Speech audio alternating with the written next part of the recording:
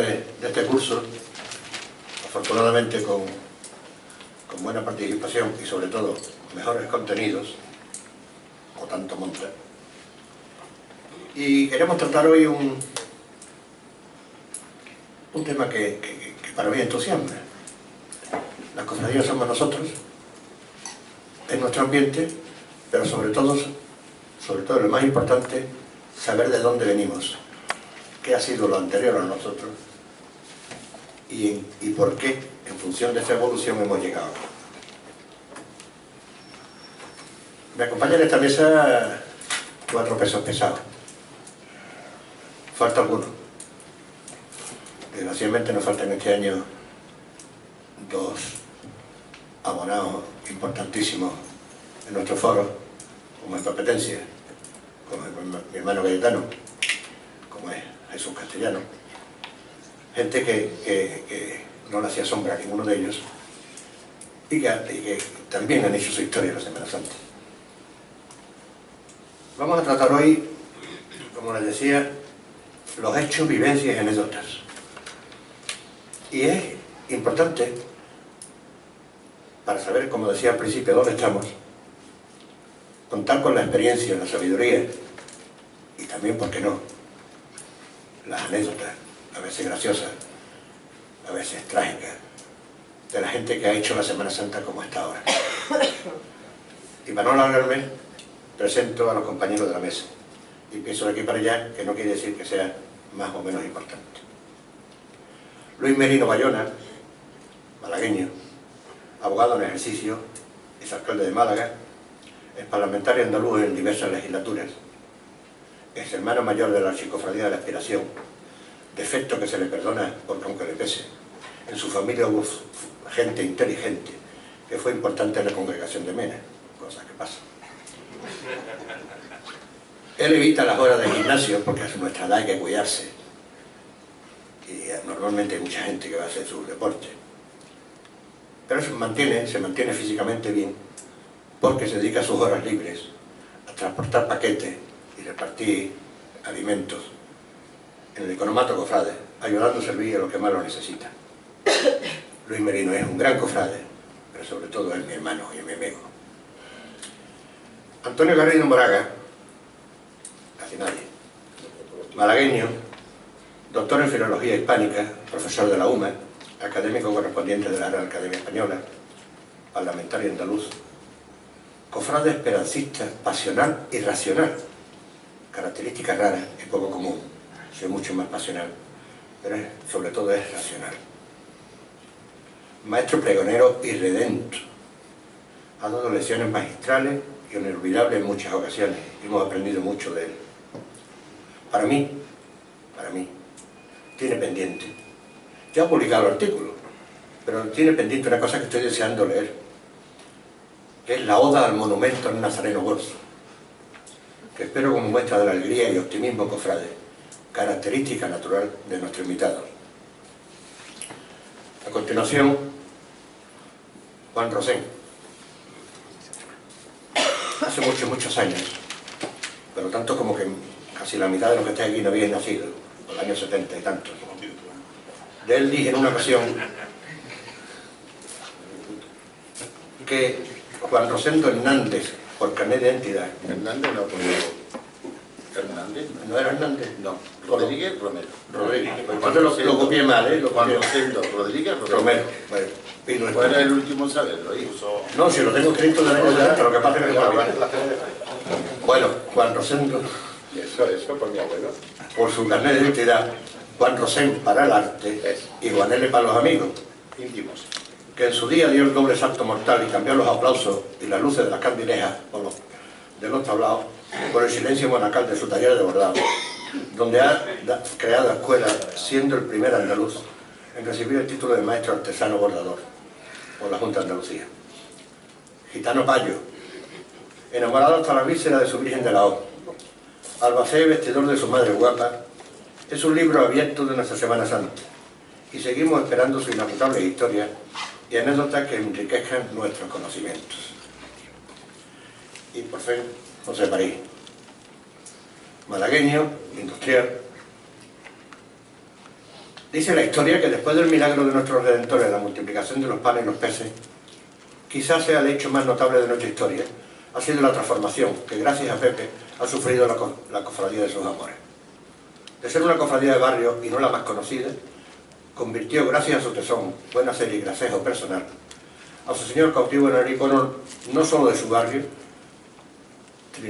trinitario, sino en el paradigma de la devoción popular mucho más allá de los límites de nuestra provincia. Historia viva y que sea por muchos años de nuestra Semana Santa. Bueno, pues dicho estas tonterías que acabo de decir, vamos a abrir el periodo de intervenciones, que para que sea, digamos, un poquito movido, vamos a dar un cuarto de hora a cada uno que cuente lo que quiera contar. Y después damos curso a un par de preguntitas directas y a la intervención del que quiera intervenir, que seguro que nos vamos a divertir. Muchas gracias. Y tiene la palabra Luis Merino. Hola, buenos días. Bueno, madrugada, porque esto no son horas de hablar un abogado, o sea, los abogados todavía tienen las neuronas guardadas y cosas por el estilo, pero bueno, hemos intentado ponernos en orden. Bueno, estamos en panegírico, entonces nos vamos otra vez a presentar. Empiezo por mi derecha, no sé si lo conocéis. Bueno, simplemente, muchas gracias en primer lugar por invitarme y por intentar, por una razón además muy curiosa, porque ahora que vivimos el momento de lo efímero, de lo inmediato, los malditos cacharros estos nos han obligado a contestar del ya para allá, pues ha pasado la hora de poder reflexionar, pensar, pararse, sentir, y la invitación que se me hizo y el título me ha hecho, pues eso, tener un rato conmigo mismo en mi biblioteca, en mis papeles y demás, y analizar una serie de cosas y sobre todo hacer un comparativo del por qué estamos aquí y por qué somos cofrades y de dónde venimos y a dónde podemos ir. Por lo siguiente, muchas gracias por ese tiempo que me habéis dado para la reflexión. Muchas gracias por compartir mesa con Antonio Garrido, que es muy amigo mío, pero le tengo que en público reprochar una cosa, Antonio, y es que yo que sigo tu lectura sobre el léxico fantástico del sur que haces tú, el otro día, hablando de los nombres de la mujer, tuviste una omisión imperdonable, con lo cual demuestra que no está actualizado. Lo que sí está en mi nieta. Tú no hablaste de las chonis. Ahora te contestaré. Pues si no mencionas las chonis, Ahora te contestaré. No he podido enseñar tu artículo en mi casa porque me iban a llamar la atención. Así que a Juan nos queremos mucho y he disfrutado enormemente siendo amigo suyo fuera de Málaga, contemplando unos bordados suyos y decir, esto de don Juan Rosell, el mejor bordador de esta ciudad. Y además, por lo visto, últimamente, que se ha hecho se ha hecho de los gitanos y espero toda la cofrade espera y confía en que haga algo con la cofradía de Málaga, no de Málaga, no de Jerez de Santiago, de Jerez. Bueno, bien, vale. Bueno, y Pepe París. Bueno, Pepe París se le puede presentar de muchas maneras, pero yo lo resumo diciendo simplemente Pepe París es el hermano mayor del cautivo. No diga eso porque... No. Hay una expresión, vamos. Hay una expresión latina que es tempo fugi. A mí háblame en castellano porque no tengo ningún...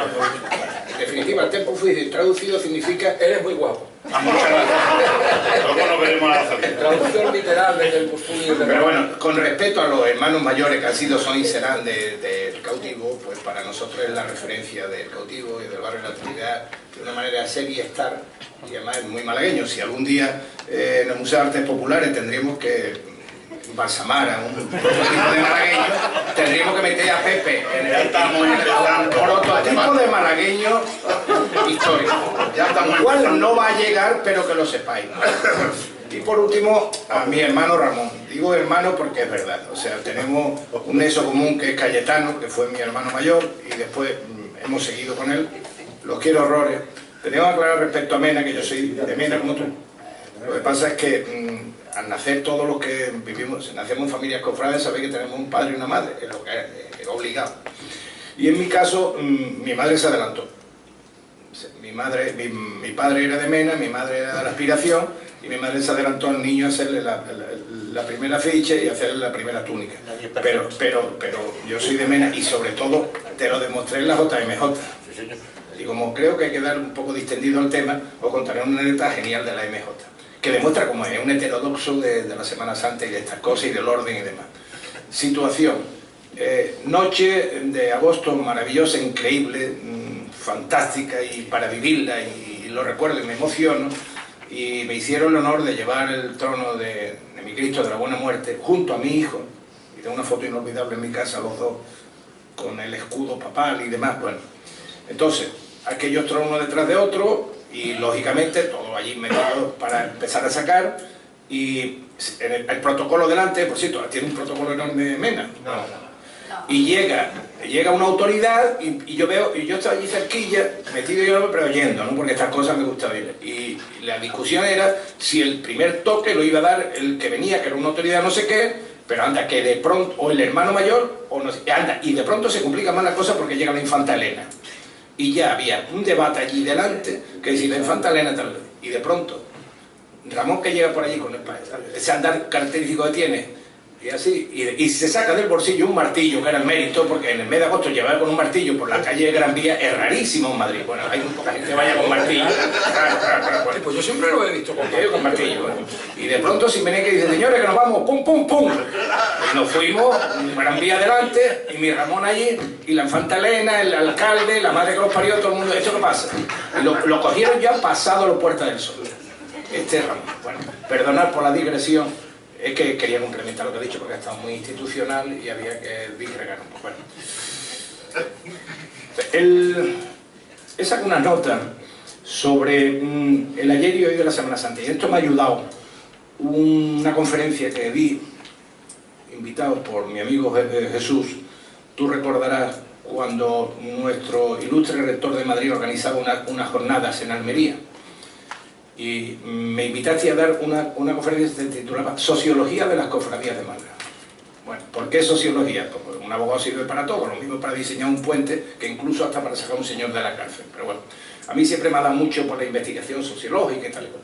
Entonces tuve la infeliz idea de meterme en un montón de cofradías y hacer un cuestionario con un montón de hermanos para ver dónde vivía y el por qué estaba relacionado con esta cofradía. Que contaré después, y esto me ha servido de base a todo. Simplemente un perfil histórico, creo que en esto estaremos todos de acuerdo con Antonio Garrido, que sabe más que nadie de todos nosotros de ellos, el origen gremial de la cofradía, las 30 familias árabes que se permiten quedar en Málaga cuando llegan los Reyes Católicos, más las 2000 que vienen castellanas y ocupan la ciudad. Se crean los gremios, intramuros, de esos gremios nacen las cofradías, que en definitiva fueron organizaciones para dar asistencia espiritual y sobre todo entierro a los que forman parte de los gremios. Yo creo que la evolución de las cofradías es un ascender hasta que en el 19 descienden, prácticamente desaparecen casi todas las cofradías y hay un renacer enorme en el siglo XX. Yo diría con 3 etapas. Una primera de gran florecimiento que llega hasta el principio, hasta el final de los años 20, principio de los años 30, cuando empiezan ya los movimientos y la guerra civil y demás, que tiene su punto culminante cuando se crea la agrupación de cofradías. Después de la guerra civil vuelve a coger fuerza y yo creo que hay después un momento de declive, que es los años 50, 60, 70, por ahí, en lo cual después volvemos a renacer con la incorporación de la gente joven a la cofradía, y con varios hechos para mí importantes. La incorporación de la gente joven, otro concepto de cofradía, mayor espiritualidad y por último, el último hito, la entrada de nuevas cofradías.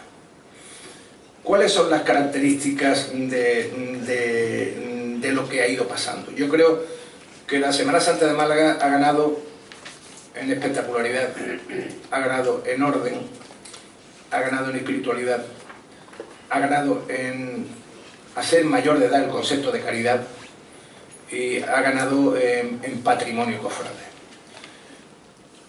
¿Qué ha perdido?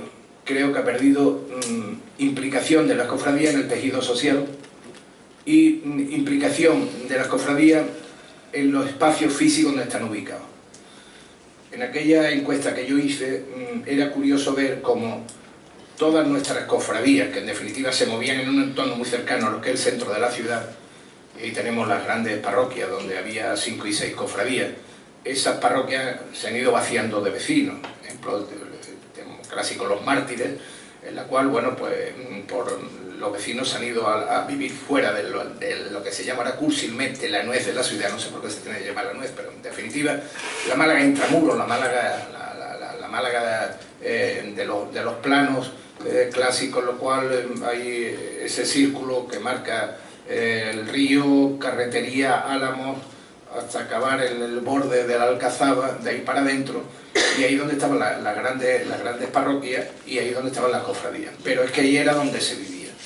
Entonces, al despoblarse el centro, no despoblamos las cofradías, y no con los vecinos no se van las cofradías, sino que las cofradías se quedan en las mismas parroquias, pero los vecinos se van fuera.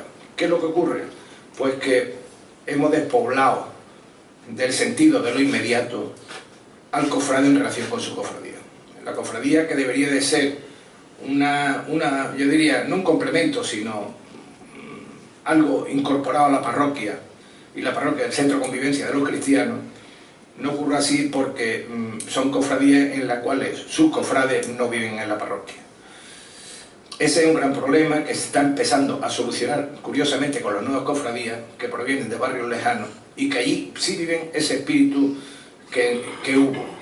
Yo he vivido hace poco en Nueva Esperanza, que me invitaron a dar el pregón de su cofradía, y he estado conviviendo con ellos 2 o 3 días. He vivido la Casa Hermandad y he visto lo que era el viejo espíritu, no de las Casas Hermandades, que entonces no existían, pero sí del cuartillo, del local, del almacén, donde se hacía vida casi diaria al entorno de los enseres más o menos pobres o grandes que se tenía, y el entorno de la parroquia, el párroco y la vida que había allí.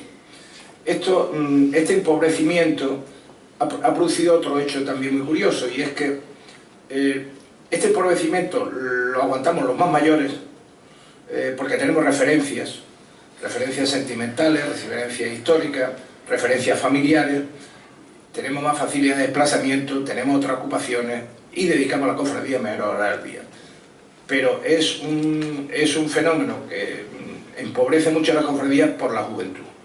La juventud no puede desplazarse desde el barrio de la Luz a calle La Victoria por ir a su cofradía, va solo en un momento muy especial, y como consecuencia de ello al final solo va cuando es Semana Santa. Pero el día a día de la cofradía al final se reduce solo a la Junta de Gobierno y para ustedes contar. Creo que este es un problema que está teniendo las cofradías, y que ahora, aunque digamos, porque los cofrades siempre decimos que estamos en el mejor momento y que esto es una maravilla, pero como creo que todos los que estamos aquí somos cofrades, sería bueno que hiciéramos un pequeño examen y nos diéramos cuenta que estamos empezando a fallar ahí. La base de la juventud está fallando en las cofradías. La juventud solo conoce a las cofradías porque viene también de botellón en Semana Santa al centro de Málaga, pero no vive en el día a día de las cofradías.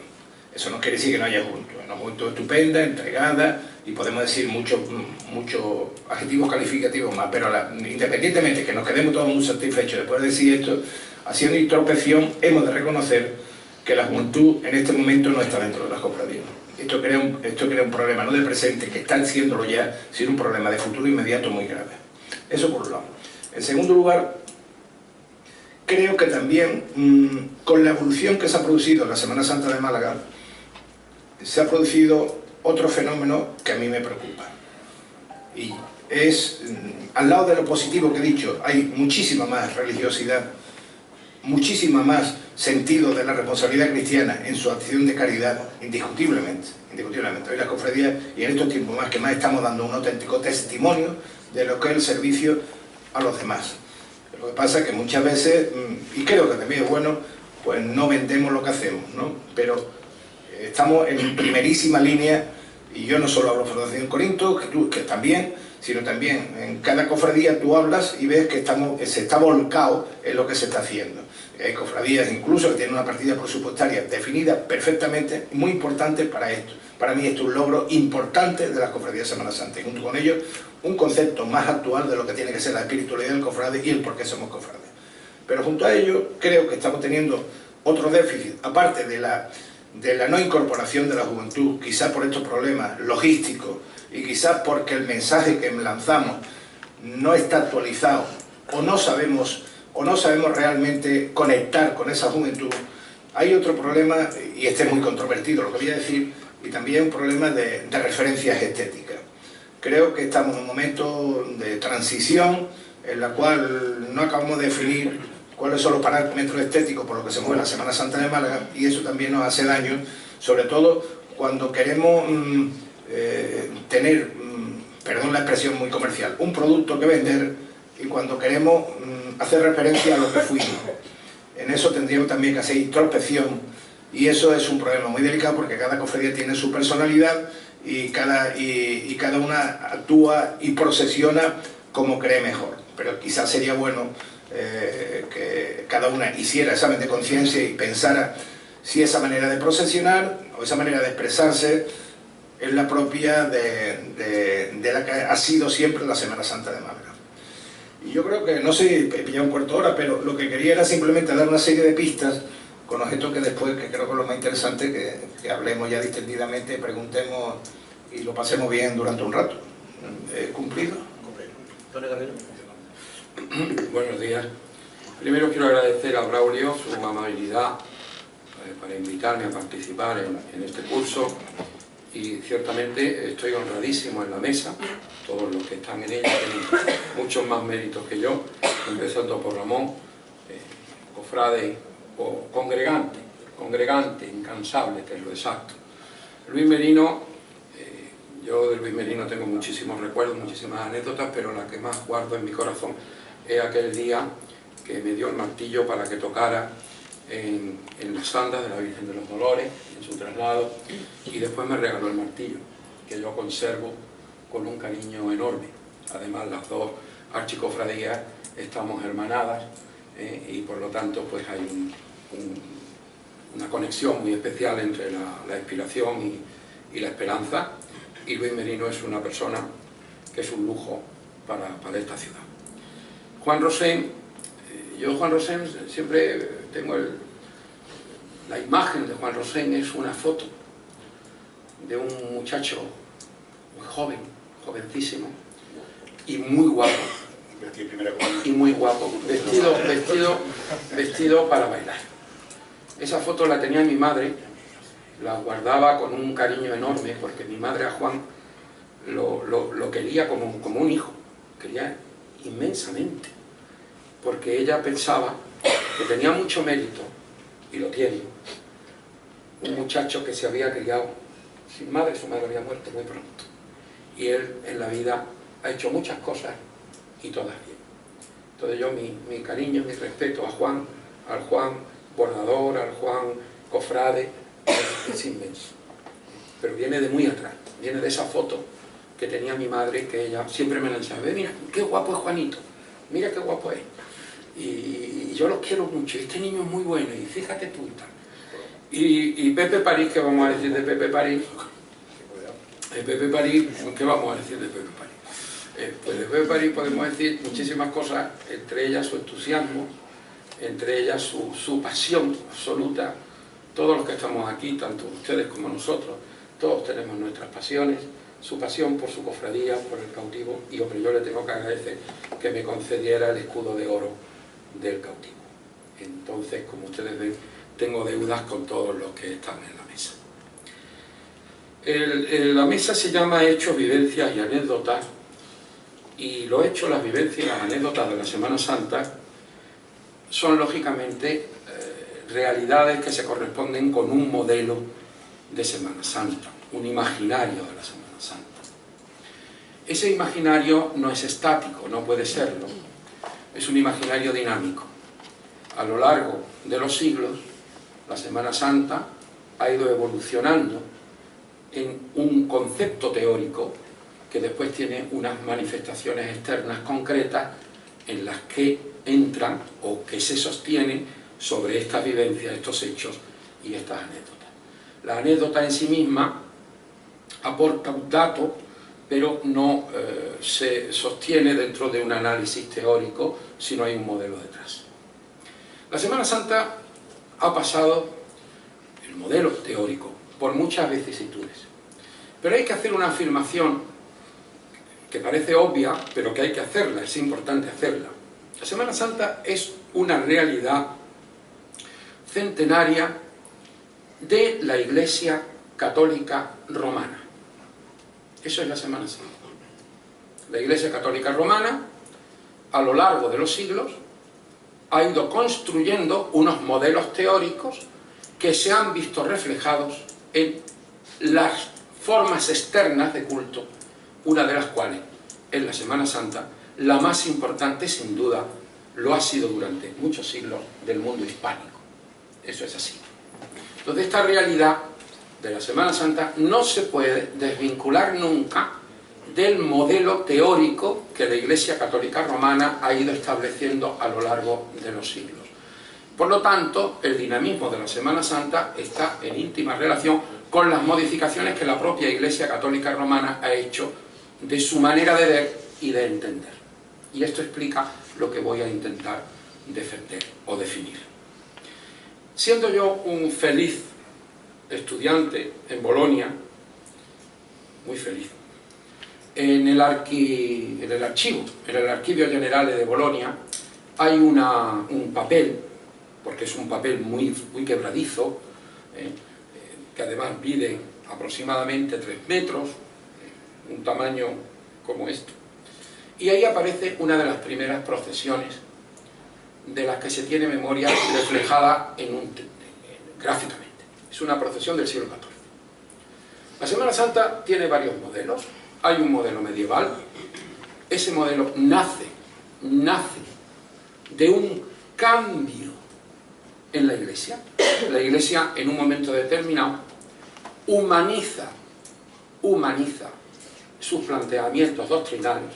Si recordamos los Cristos góticos en majestad no tienen dolor. Son Cristos metafísicos.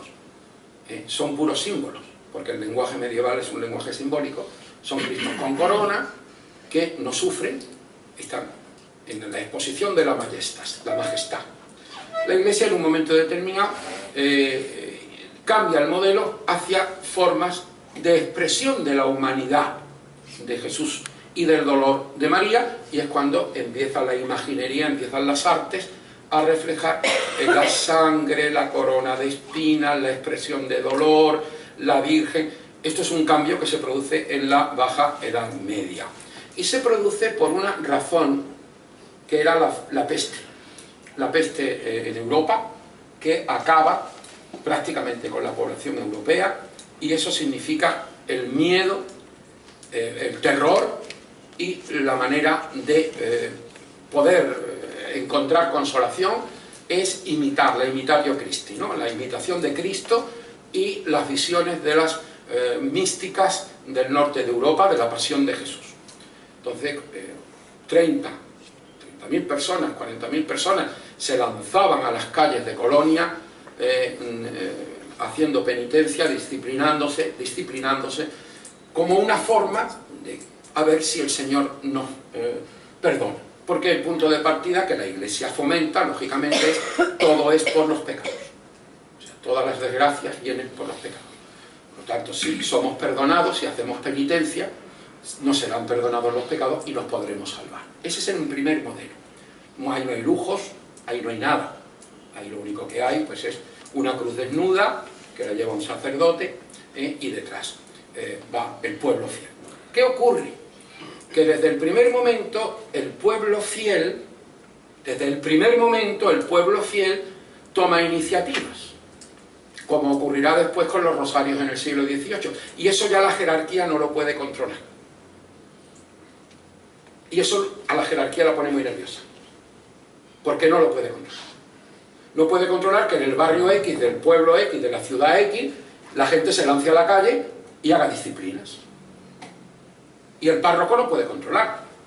Luego, desde el primer momento, hay ciertas disfunciones entre el modelo ortodoxo que la Iglesia plantea y la realidad en la calle. Eso permanece hasta hoy. Hasta hoy. Cada vez menos, ya lo veremos, pero cada vez menos. Es el primer modelo. Ahora, ese modelo, la Iglesia lo cambia. Insisto mucho en lo de la Iglesia lo cambia porque da la sensación, y algunas veces hemos escuchado, de que los cofrades hacemos lo que nos da la gana, de que los cofrades vamos por libre. No, nunca, jamás.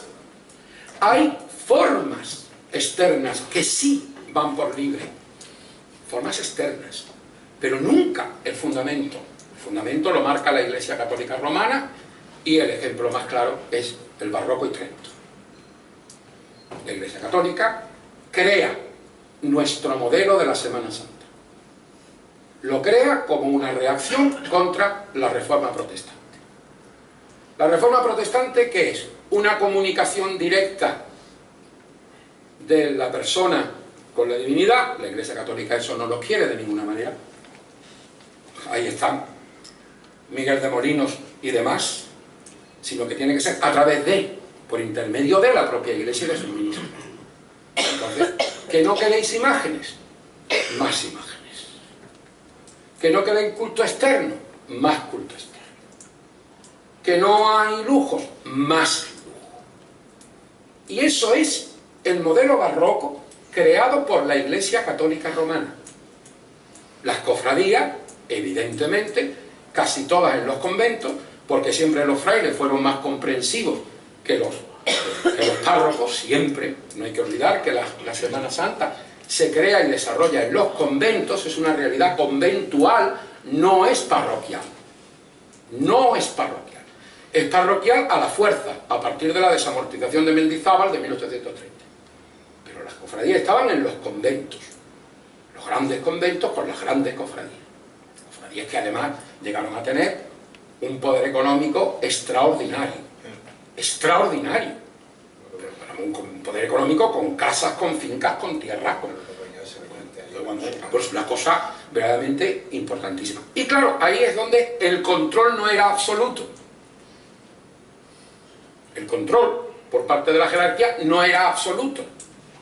Porque claro, un hermano dejaba una finca para la cofradía, era para la cofradía.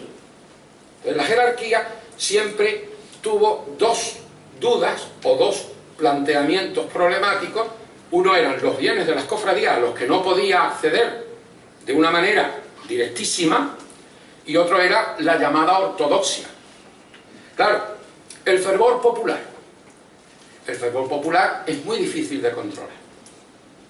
Muy difícil. Voy a poner 3 ejemplos. Aquí entraríamos en la parte de anécdotas, pero claro, estas anécdotas están al servicio del modelo. Quiero que quede claro que no quedan descolgadas. Por ejemplo, cuando llega el príncipe de Gales a la corte de España, y termino ya, no da tiempo a nada, llega a la corte de España para casarse con la hermana de Felipe IV, una cosa imposible, porque él era anglicano y ella era católica, eso era imposible. Se celebra una gran procesión en la Plaza Mayor de Madrid. Modelo de sangre. Intentaban convertir al príncipe de Gales, entonces salen las religiones, como dice el manuscrito, las órdenes religiosas, salen, no los párrocos no se disciplinan, los párrocos no sangraban, porque eran los monjes, que van dándose disciplina de una manera tan violenta que algunos murieron. Algunos murieron. Eso está demostrado en el manuscrito de la Tarasca de Madrid, que yo he estudiado en la Biblioteca Nacional, ahí está. Entonces, ese es el modelo barroco, pero claro, ese modelo barroco tiene desviaciones muy peculiares. Por ejemplo, encontramos en un poema del siglo XVII, hablando del Jueves y el Viernes Santo. Dice, ¿cuántas cosas atroces se cometen en las iglesias en esos días? En esos días las mujeres tenían mayor libertad para el movimiento, para poder salir y entrar de casa. Y en las iglesias se cometían atroces, es la palabra que utiliza. Pero es que la Celestina habla de que cuando su burdel conseguía los mayores ingresos era en los días santos de Semana Santa. ¿Con quién? Con los penitentes. Claro. Los pies desnudos. Yo tengo un artículo publicado en Celestinesca donde explico eso. Pero es que es más. Es que esa sangre que se derramaba en las penitencias tenía un alto valor erótico y se crea lo que se llaman disciplinantes de sangre, que era que Juan, pareja, novio o pretendiente de Pepita, le decía a Pepita: Pepita, espérame en la esquina de esa calle.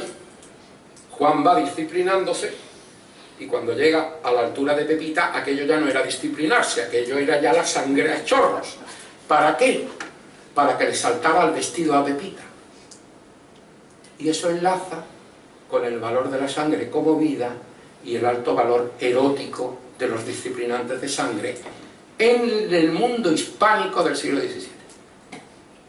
Estas son las desviaciones. O dice el poema, hablando del dolor de la Semana Santa: empapamos nuestro llanto comiendo rosquillas.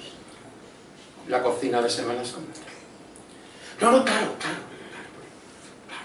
Es que se pretende ver como uniforme lo que nunca ha sido uniforme, lo que nunca ha sido homogéneo. Llegamos ya al siglo XVIII y termino. El siglo XVIII se produce la crisis por parte de los ilustrados. Carlos III prohíbe los disciplinantes y se establece una división fundamental en la Semana Santa.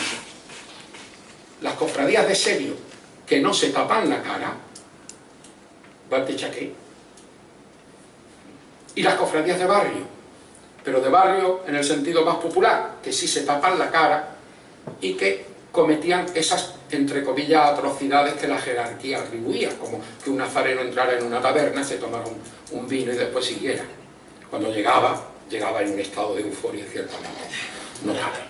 Pero eso es real, son modelos, es el modelo barroco. Después tendremos un modelo neoclásico, donde efectivamente esto es como un ejercicio, la jerarquía unas veces controla más, otras veces controla menos, unas veces puede más, otras veces puede menos. El poder civil lo mismo, hablo de las dos, del poder civil y del poder eclesiástico. No estoy hablando solo del eclesiástico, el modelo teórico es de la Iglesia, pero es el poder civil el que controla.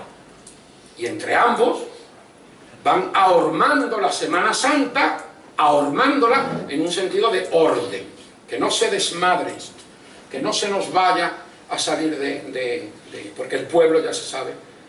En el siglo XIX prácticamente la desamortización acaba con la Semana Santa. Después la restauración anima mucho, porque levanta la Semana Santa, vuelven las cofradías a recuperarse, la burguesía revolucionaria se vuelve burguesía católica, está de buen tono, es de buen tono estar en las cofradías, y en el siglo XX ya lo ha explicado Luis y no entro en ello. Estos son modelos teóricos. ¿En qué modelo nos encontramos ahora? Pues en un modelo que tiene una peculiaridad muy interesante y original. La Iglesia Católica, por mucho que veamos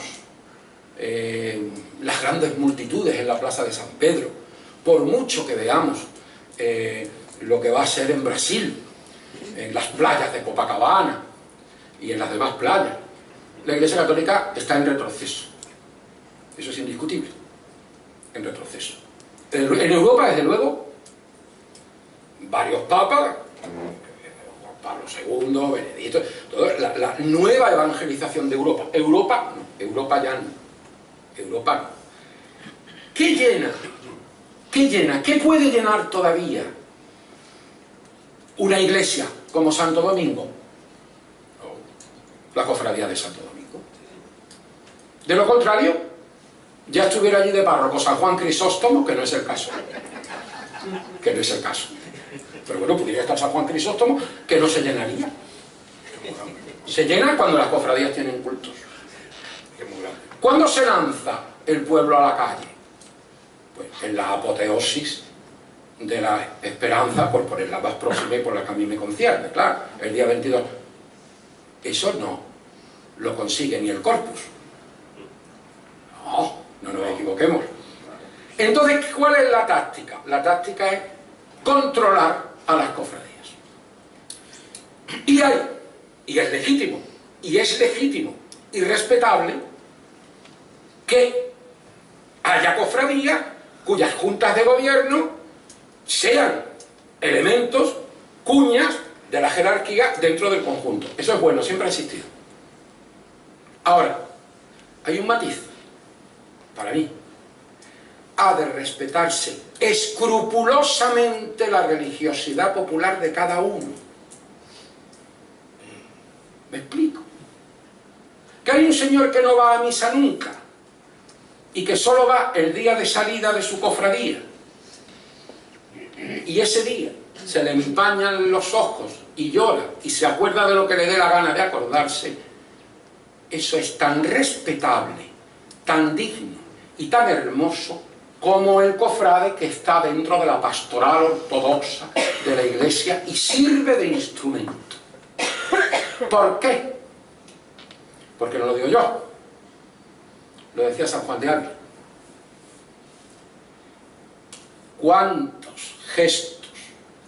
¿Cuántos gestos de amor y de dolor se ven en las calles? No hay cofrades de primera, ni hay cofrades de segunda. Y si se pretendiera la uniformidad en esa religiosidad que podemos considerar no teológica, no preparada, que por supuesto para mí está preparadísima porque la religión es un religare personal y vamos a dejarnos de gaitas, pero bueno, suponiendo que eso se hiciera, acabaría la Semana Santa. Acabaría.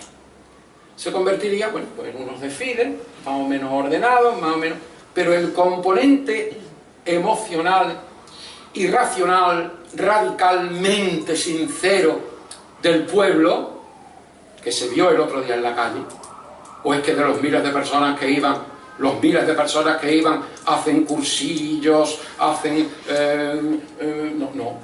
No. Ni tienen por qué. Y es imprescindible respetar eso. Un peligro para la Semana Santa es el de las élites que nunca existieron, porque existían por clase social, como tú bien has estudiado, por dinero, pero no por religión. No por religión. No porque yo soy mejor. El hermano mayor nunca era el más religioso de la cofradía, no tenía por qué serlo. A lo mejor no lo era. Luego, ese peligro está ahí y se trata simplemente de un tema de respeto. La Iglesia Católica Romana, hoy el modelo que tiene es las cofradías como primera línea de su defensa ante la sociedad laica. Sabe que siempre puede contar con las cofradías. Ahora debe entender que cada uno vive su fe como puede, como quiere y como sabe. Y que todo lo contrario es intromisión, injerencia, que solo llevaría a la ruina de la Semana Santa. Muchísimas gracias. Juan José. Me ha dejado mudo. No, que me ha dejado mudo como siempre hace, Gabriel. Ante todo, buenos días. Y yo, como han dicho los compañeros, darle las gracias a los responsables de las organizaciones de esta jornada cofrade en verano. Y yo quiero ser muy escueto. Yo estoy aprendiendo mucho con Luis esta mañana y con Antonio ni os digo. Pero por deferencia a Adelita, la madre de Antonio, y me apetece a decirlo, ya que estamos en hecho, en anécdota, esto no es una anécdota, sino es una cosa de sentimiento como yo soy. Mi madre, pues, juntamente en la Casa de las Flores, con la familia de Antonio, con su padre, con su otro hermano, con él y con este, ya no me diga, perdón. Pues entonces Adelita me tuvo en sus brazos cuando yo era un niño, porque mi madre fallece y a mí me deja con 9 meses. Claro, lógicamente el niño en la Casa de las Flores pues se convierte un poquito, se nota que de los gitanos, no cara. Fallece y entonces pues Juan pues se convierte en el hijo de un poco de todas, pero relacionado con Adela, la madre de Antonio, pues hubo un feeling tan grande que al paso de los años pues siempre Adelita decía: Juani es como mi hijo. Ciertamente. Juani es como mi hijo. Y yo he tenido mucha relación con su padre, con su madre, con mi tía María, y en Pozos Dulces, luego en la Plaza de las Flores, ¿sí? Yo a Antonio lo quiero muchísimo, y a su familia igual. Pero me cabe el orgullo y la satisfacción de que cuando Adela se pone malita, en contadas ocasiones pierde un poco la cabeza, pierde la lucidez. Y como él me decía, dice, chiquillo, ¿qué le has hecho tú a mi madre? Que nada más que te verla cómoda, ay mi Juani, ay mi Juani, ay, y eso lo ha contado él. Yo no me lo estoy inventando, yo lo digo porque él me lo ha contado. Y me consta que es verdad, porque cuando Adela ya estaba casi en las últimas, iba a los mártires y yo la veía. Y a lo mejor no reconocía a su hijo Antonio. ¿Te reconocía a ti? Sí. Era más guapo. Bueno, más guapo no, la belleza es interior, querido, no exterior. Qué envidioso. Y entonces, pues de ahí viene la relación con Antonio, que yo quiero muchísimo. Aparte de que es, como yo le digo a él, que es una gloria de la ciudad. Porque Antonio, cuando yo tuve uso de razón y ya empecé, Antonio ha sido el más empollón del mundo. Esto una mente más que tú, privilegiadísima. Bueno, ya lo tiene más que demostrado, ¿no? Porque a las cotas que ha llegado Antonio Manuel Garrido Moraga, poca gente de Málaga llega. Y eso ha sido a base de estudiar, de disciplina, de estar a donde hay que estar, en el momento donde tiene que estar, no como otros que están como las moscas poluleando. No lo digo por ti, ¿eh? Pero en fin, esa es la cosa con Antonio Garrido. Referente a lo que ha dicho Luis, en el centro yo voy a hablar de mí. Yo no puedo generalizar y hablar de la aspiración, del cautivo, de la esperanza, sí. Pero de otras cosas porque no estoy muy conectado, ¿no? Pero que, por ejemplo, en los mártires había una feligresía abundantísima, muy grande, pero es que desgraciadamente la gente van falleciendo, se van perdiendo, desgraciadamente que es así, ¿no? Yo nací hace ya 65 años en Carretería y yo no pierdo el contacto con los mártires todos los días. El día que me toque le darán morcilla y para adelante, y por otro feligre que se pierde de los mártires. Pero es que se van perdiendo y desgraciadamente, en alguna cosa sí puedo estar de acuerdo, pues la gente más joven se marcha porque quiere otra cosa, no quiere el centro histórico, y yo como soy un enamorado del centro histórico, ahí sigo. Lógicamente la cofradía, la iglesia de los mártires se llena pues cuando el huerto, sepulcro, pasión o mi cofradía, hacemos la paz, la cena ahora, hacemos un evento y de verdad que es un evento grande porque eso creo que todos lo habéis visto, lo habéis comprobado. Y muchas veces también, como dicen ellos dos, que todo es de la Iglesia Apostólica Romana, etcétera, Martín Porres, y luego muchas veces la Iglesia nos da con las puertas en la cara. Así de claro, lo siento. Y acabamos de estar Antonio Marquillo con uno de los vicarios, con Alfonso. Y muchas veces nos da incomprensiblemente con las puertas en la cara. Y yo creo que todos somos muy buenos feligreses, muy buenos cristianos, muy buenos cofrades. Creo. Referente al cambio de la Semana Santa de Málaga, a muchos que ya peinamos canas, que hemos puesto nuestro grano de arena, porque no todo oro lo que reluce, nos ha costado sangre, sudor y lágrimas. Estar dentro de una cofradía, aguantando carretas y carretones, por un lado y por otro. A mí me gusta ser muy claro hablando, porque la verdad me hará libre, ¿no? Sin faltarle respeto a nadie, pero yo he pasado carretas y carretones dentro del concierto de la Semana Santa en general. Y como yo, muchísimas personas, y esta mañana que hay aquí algunos sentados, saben muy bien lo que yo estoy diciendo. Porque es una pena que yo siendo cristiano, siendo bautizado, siendo confirmado, siendo esto, siendo lo otro, y vamos con una ilusión, que de eso se mantiene la cofradía. Aparte de la espiritualidad, la devoción, todo lo que tú quieras, es la ilusión. Porque si yo estoy en mi cofradía, que llevo ya 42 años, día a día, no 42 cuaresmas, ni 42 lunes santos, porque eso no me vale. A mí me empieza la Semana Santa cuando mi Virgen de Alao entra en la Casa Hermandad y vuelve a salir el lunes santo. Todo el año para mí es Semana Santa y yo vivo en mi cofradía a diario. A diario, de verdad, no exagero, ¿eh?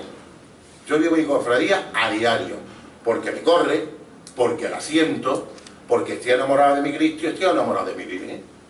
Y yo, por mi cofradía, yo ya creo que lo he demostrado que doy la vida. Eso lo tengo clarísimo. Hasta me hice portador de oro por la Virgen de Alao. Fijaros la lucha y la briga que yo he llevado. Pero no quiero personalizar en mí, sino en todo. Tampoco quiero hablar generalizado, pero son unos hechos y unas vivencias que es muy duro estar en cofradía, ¿eh? muy duro. Aquí no todo es color de rosa. Aquí puede haber rosa, pero también muchas espinitas por el camino. Y algunos sabrán a lo que yo me refiero. También el cambio de la Semana Santa de Málaga, y en ese aspecto, la Archicofradía de la Expiración fue pionera. Porque si no recuerdo mal, si me equivoco, me lo corrige Luis, la Cofradía de la Expiración fue la primera que hace la Casa Hermandad, creo, en Málaga. Edificio para meter los tronos.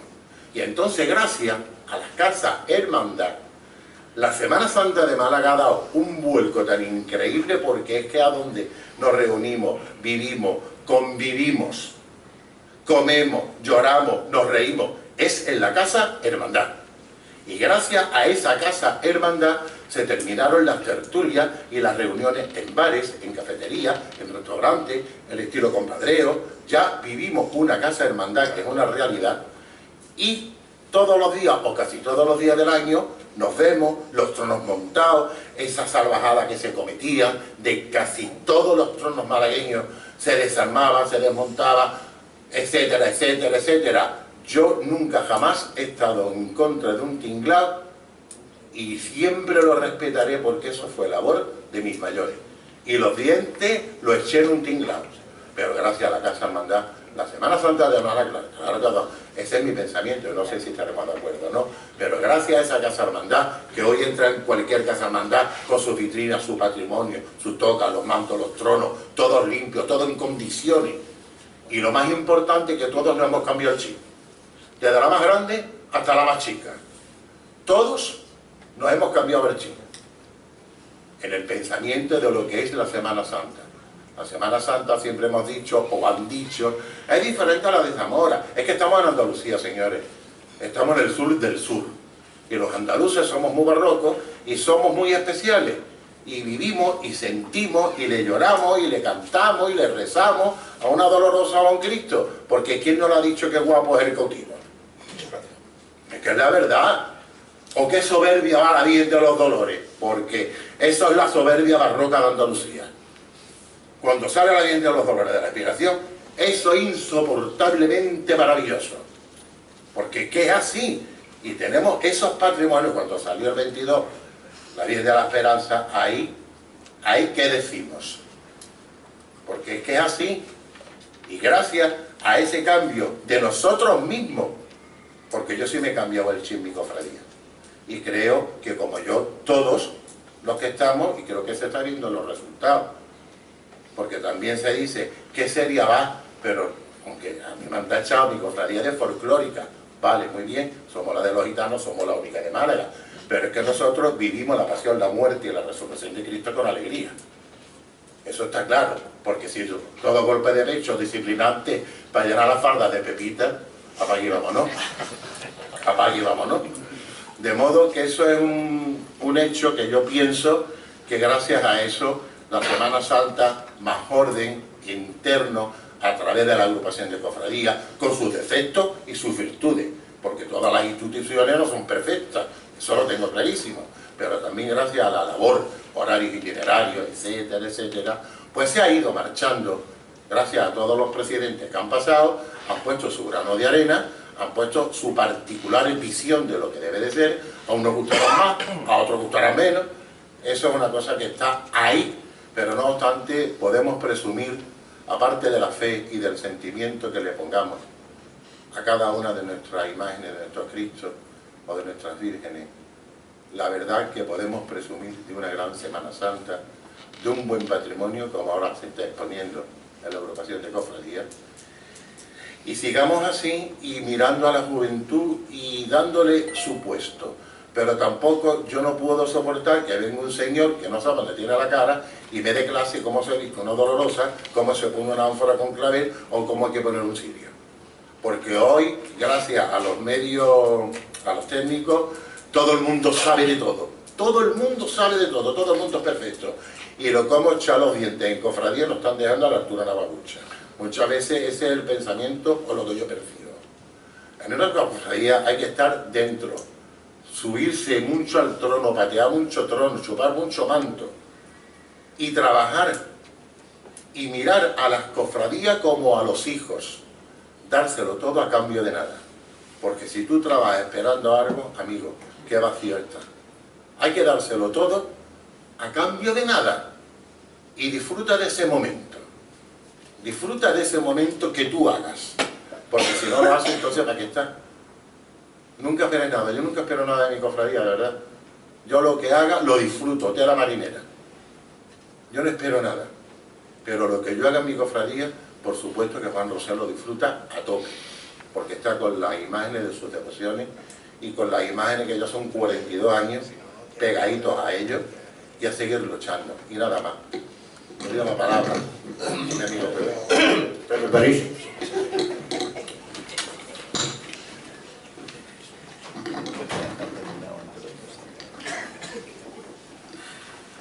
Bueno, yo no voy a hablar lo mismo que han hablado técnicamente y Luis Merino. Luis Merino ha hablado de la historia de la Semana Santa y muy sui generis.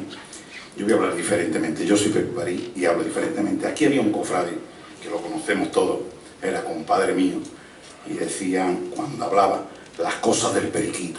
Y eran las cosas del periquito, era porque su forma de ser era así, y lo parieron así, y así se ha quedado. Y yo parece que le he dado las cosas del periquito, yo ahora son las cosas de Pedro París.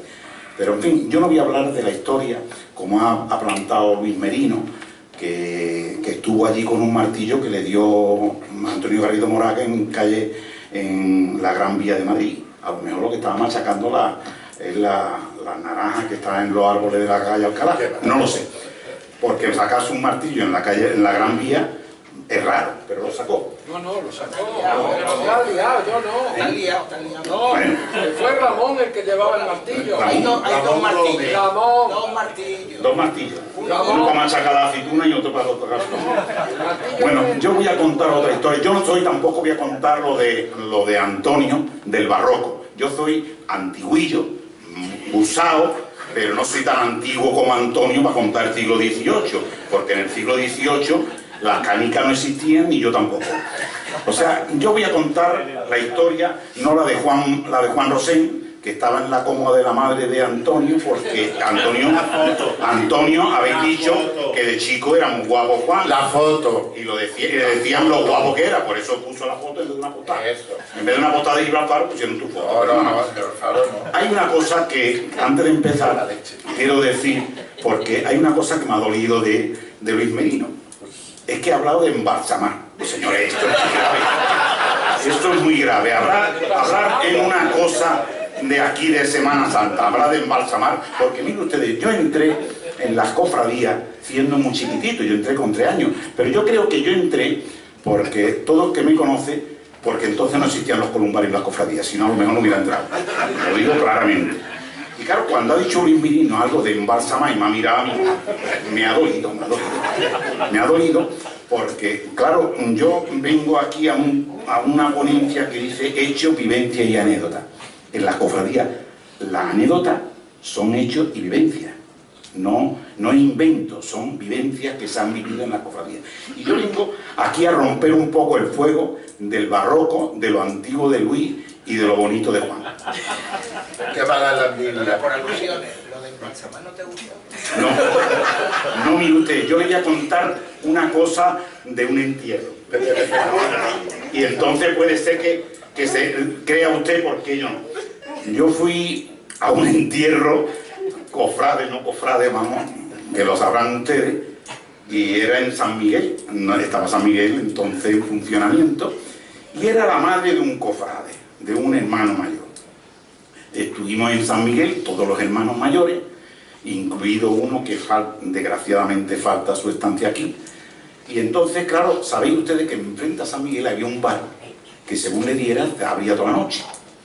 Bueno, pues entramos todos en el bar, tomamos nuestras copitas de rigor. Porque claro, era obvio de ir a un entierro y no beber vino, el suyo venía de camino, eso estaba claro. Entonces íbamos todos allí a tomar y cuando volvimos, eran las salitas esas donde había una mesa de piedra y ponían el muertecito encima. Y estaban todos allí. Y claro, pues estamos en la sala contigua, que era la fallecida. Y entonces escuchamos unos gritos al lado, chillando, y entramos todos unísonos al tanatorio donde estaban los chillidos. Y miren ustedes, señores, yo les voy a decir, y eso lo vi palabrita del niño eso es verídico, ¿eh? No como lo de Paco Gandía, esto es verídico. Entramos, Pepe Tirado, Pepe Atencia, Paco Hermoso, Rafael Salcedo y unos cuantos más. Entramos allí estaban dando, y en ese momento se lo digo y se lo puedo jurar, el muerto que estaba tumbado hizo así. En ese momento yo le voy a decir que fue el vuelo supersónico del Concorde, era una porquería al lado de lo que corríamos nosotros. Yo, a la altura de lo que he escrito la epidemia, en el Celsius, venía Pepe Atencia corriendo al lado mío, y el Periquito al lado y Rafael. Y me decía Pepe Atencia, la viu. Y yo no sabía lo que decía, la viu. Cuando llegamos a la Plaza de los Monos, a la Plaza de la Victoria, allí paramos. Y le digo a Pepe Atencia, ¿qué estabas diciendo tú, la viu? Dice que la viuda era la que iba al lado mío corriendo. O sea, por eso digo que las cosas de los embalsamamientos y esas cosas no me gustan porque pueden traer cosas raras.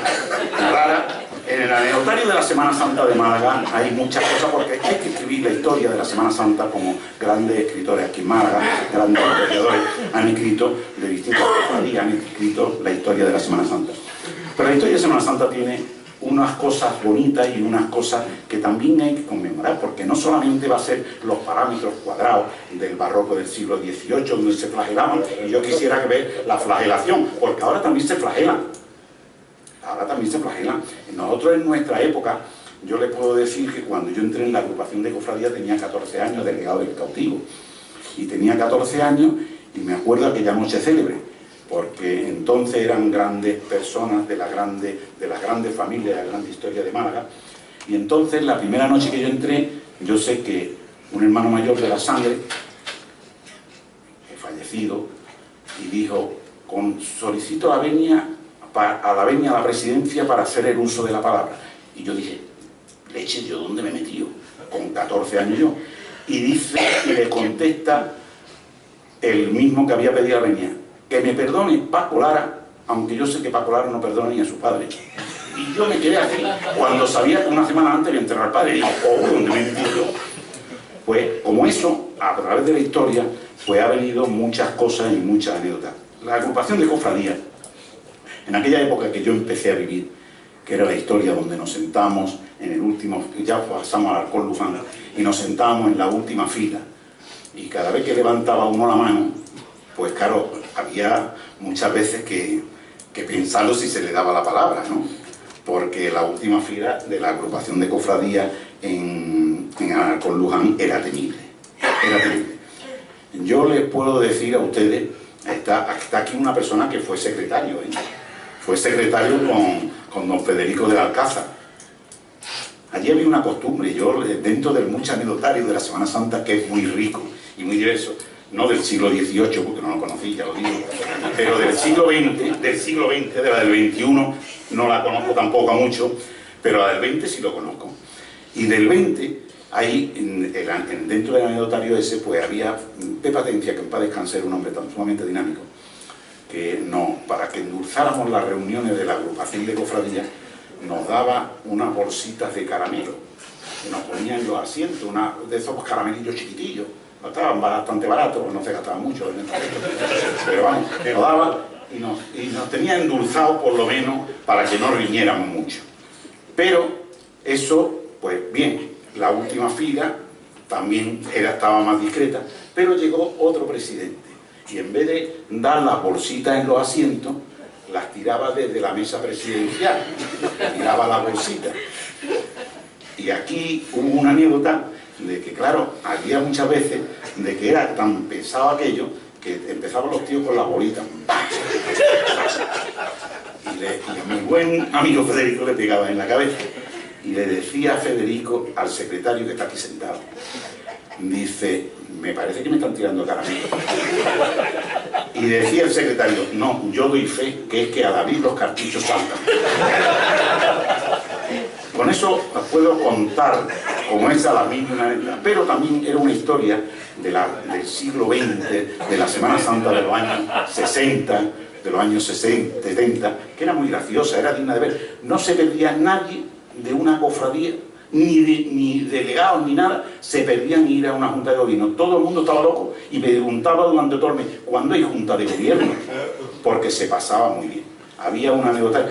Nos tirábamos allí los tejos, cada uno nos podíamos, a ver si nos abría la cabeza, la vida mía era dura, pero nos tirábamos todo lo que podía y luego salíamos a la calle y nos abrazábamos todo y era una tertulia familiar totalmente.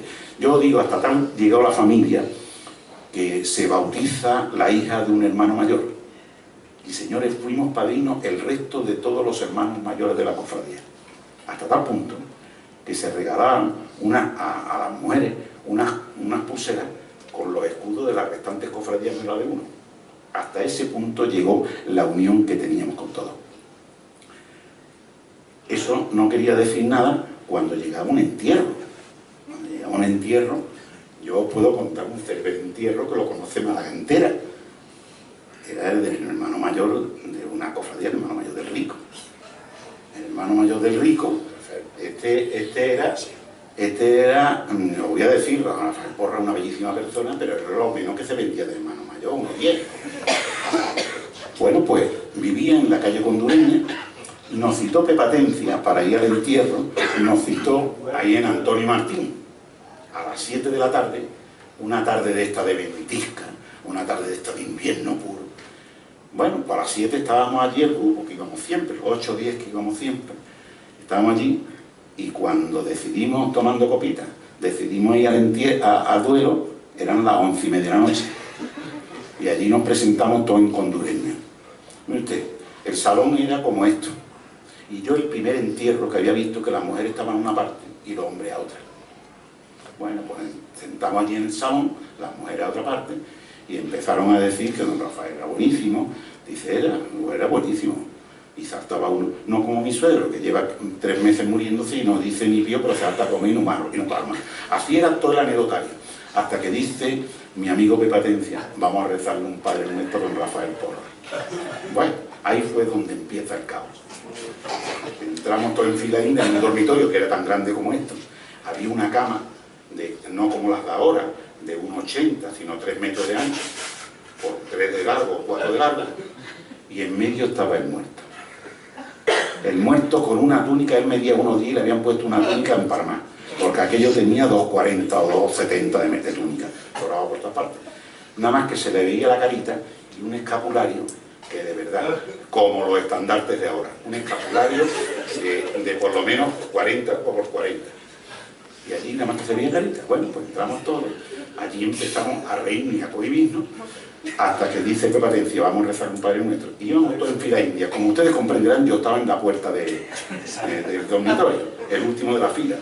Todos en fila india, todos de rodillas, a rezar el Padre Nuestro. Gloria, gloria, nos levantamos todos. Y ahora otro Padre Nuestro, y otra vez. Así lo hizo 8 veces.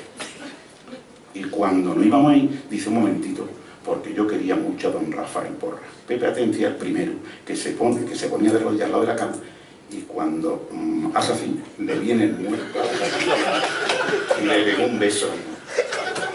Si vieron ustedes, todos correr para afuera. Pero es que las mujeres que no habían intervenido, que estaban en otro salón, también estaban fuera. Eso lo puedo asegurar. Bueno, pues aquello pasó. Aquello, yo el primero, yo ya estaba en Condureña al fondo casi. Aquello fue de las muchas cosas del anecdotario de la Semana Santa que alguna vez saldrá a la luz según el amigo de sus abuelos. Pero todo eso venía diversificado porque había una unión tremenda en eso. El anecdotario de la Semana Santa es para escribir un libro que a lo mejor el libro gordo de Petete se queda en pañales cuando se contara esas historias que la Semana Santa también tiene. Porque no va a ser la Semana Santa la que hemos conocido todo el cuadramento. Usted se pone el capirote, usted tiene que ir con un báculo en tal sitio y el bastón tiene que ir, el bastón mío es más lujoso que el suyo. Y eso. Y ustedes han conocido la Semana Santa donde se ha tenido que salir diciéndole a los niños y a las personas que iban, ponga usted el guante en la boca para que no se le vea la raja del capirote. Esa Semana Santa. La Semana Santa, donde había que reunirse un grupo de gente bastante grande fuera y dentro de la cofradía, para, entre uno y otro, prestar dinero para poder salir. Donde yo he conocido una Semana Santa donde había en la medida sabía nada más que cuando tocaba la trompeta, que estaba tocando la trompeta, y cuando tocaba el tambor, que estaba tocando el tambor, que lo tocaba el sargento Villegas de la Cruz Roja o la tocaban los Valdemoros. Era la única diferencia. Esa es la Semana Santa que yo he conocido. Hoy, gracias a Dios, el avance de la Semana Santa es una historia bastante grande y que algún día se escribirá con letras mayúsculas, porque hoy cuando yo llego a una cofradía y escucho a una persona joven, que es lo que me encanta, escuchar decir, escaleta musical, mire usted, yo escalar nada más que he ido cuando he ido al Monte Coronado, es lo único que escucha, y hoy escucha escaleta musical y a personas que a lo mejor están diciendo, está tocando esta marcha, está tocando la otra, mientras a mí está tocando la trompeta y está tocando el tambor, no me busco otra cosa. Yo me acuerdo, os puedo decir una historia cuando yo quise crear y empecé a crear la banda sinfónica de la Cofradía de la Trinidad, del Cautivo y la Virgen de la Trinidad. Y me decía el que iba de maestro, estaba de maestro de música, que ayer dio una conferencia bastante... Mire usted, tenemos que comprar un bombardino. Por mi madre y mi hermana, digo, mire usted, de bombardino no vamos a decir nada porque de eso suena bomba, y era cuando la bomba de la ETA y eso, bombardino de decir ni el nombre. Y cuando fui a por el bombardino a Polifonía, y me dice, el bombardino cuesta 2.800 euros. Y digo, y mire usted, y no es que usted toca una zambomba que es más barato, porque no, que las cofradías no están para eso. Total, por eso, el día que yo he vivido mucha historia del siglo XX, como he dicho antes, mucha historia de la Semana Santa.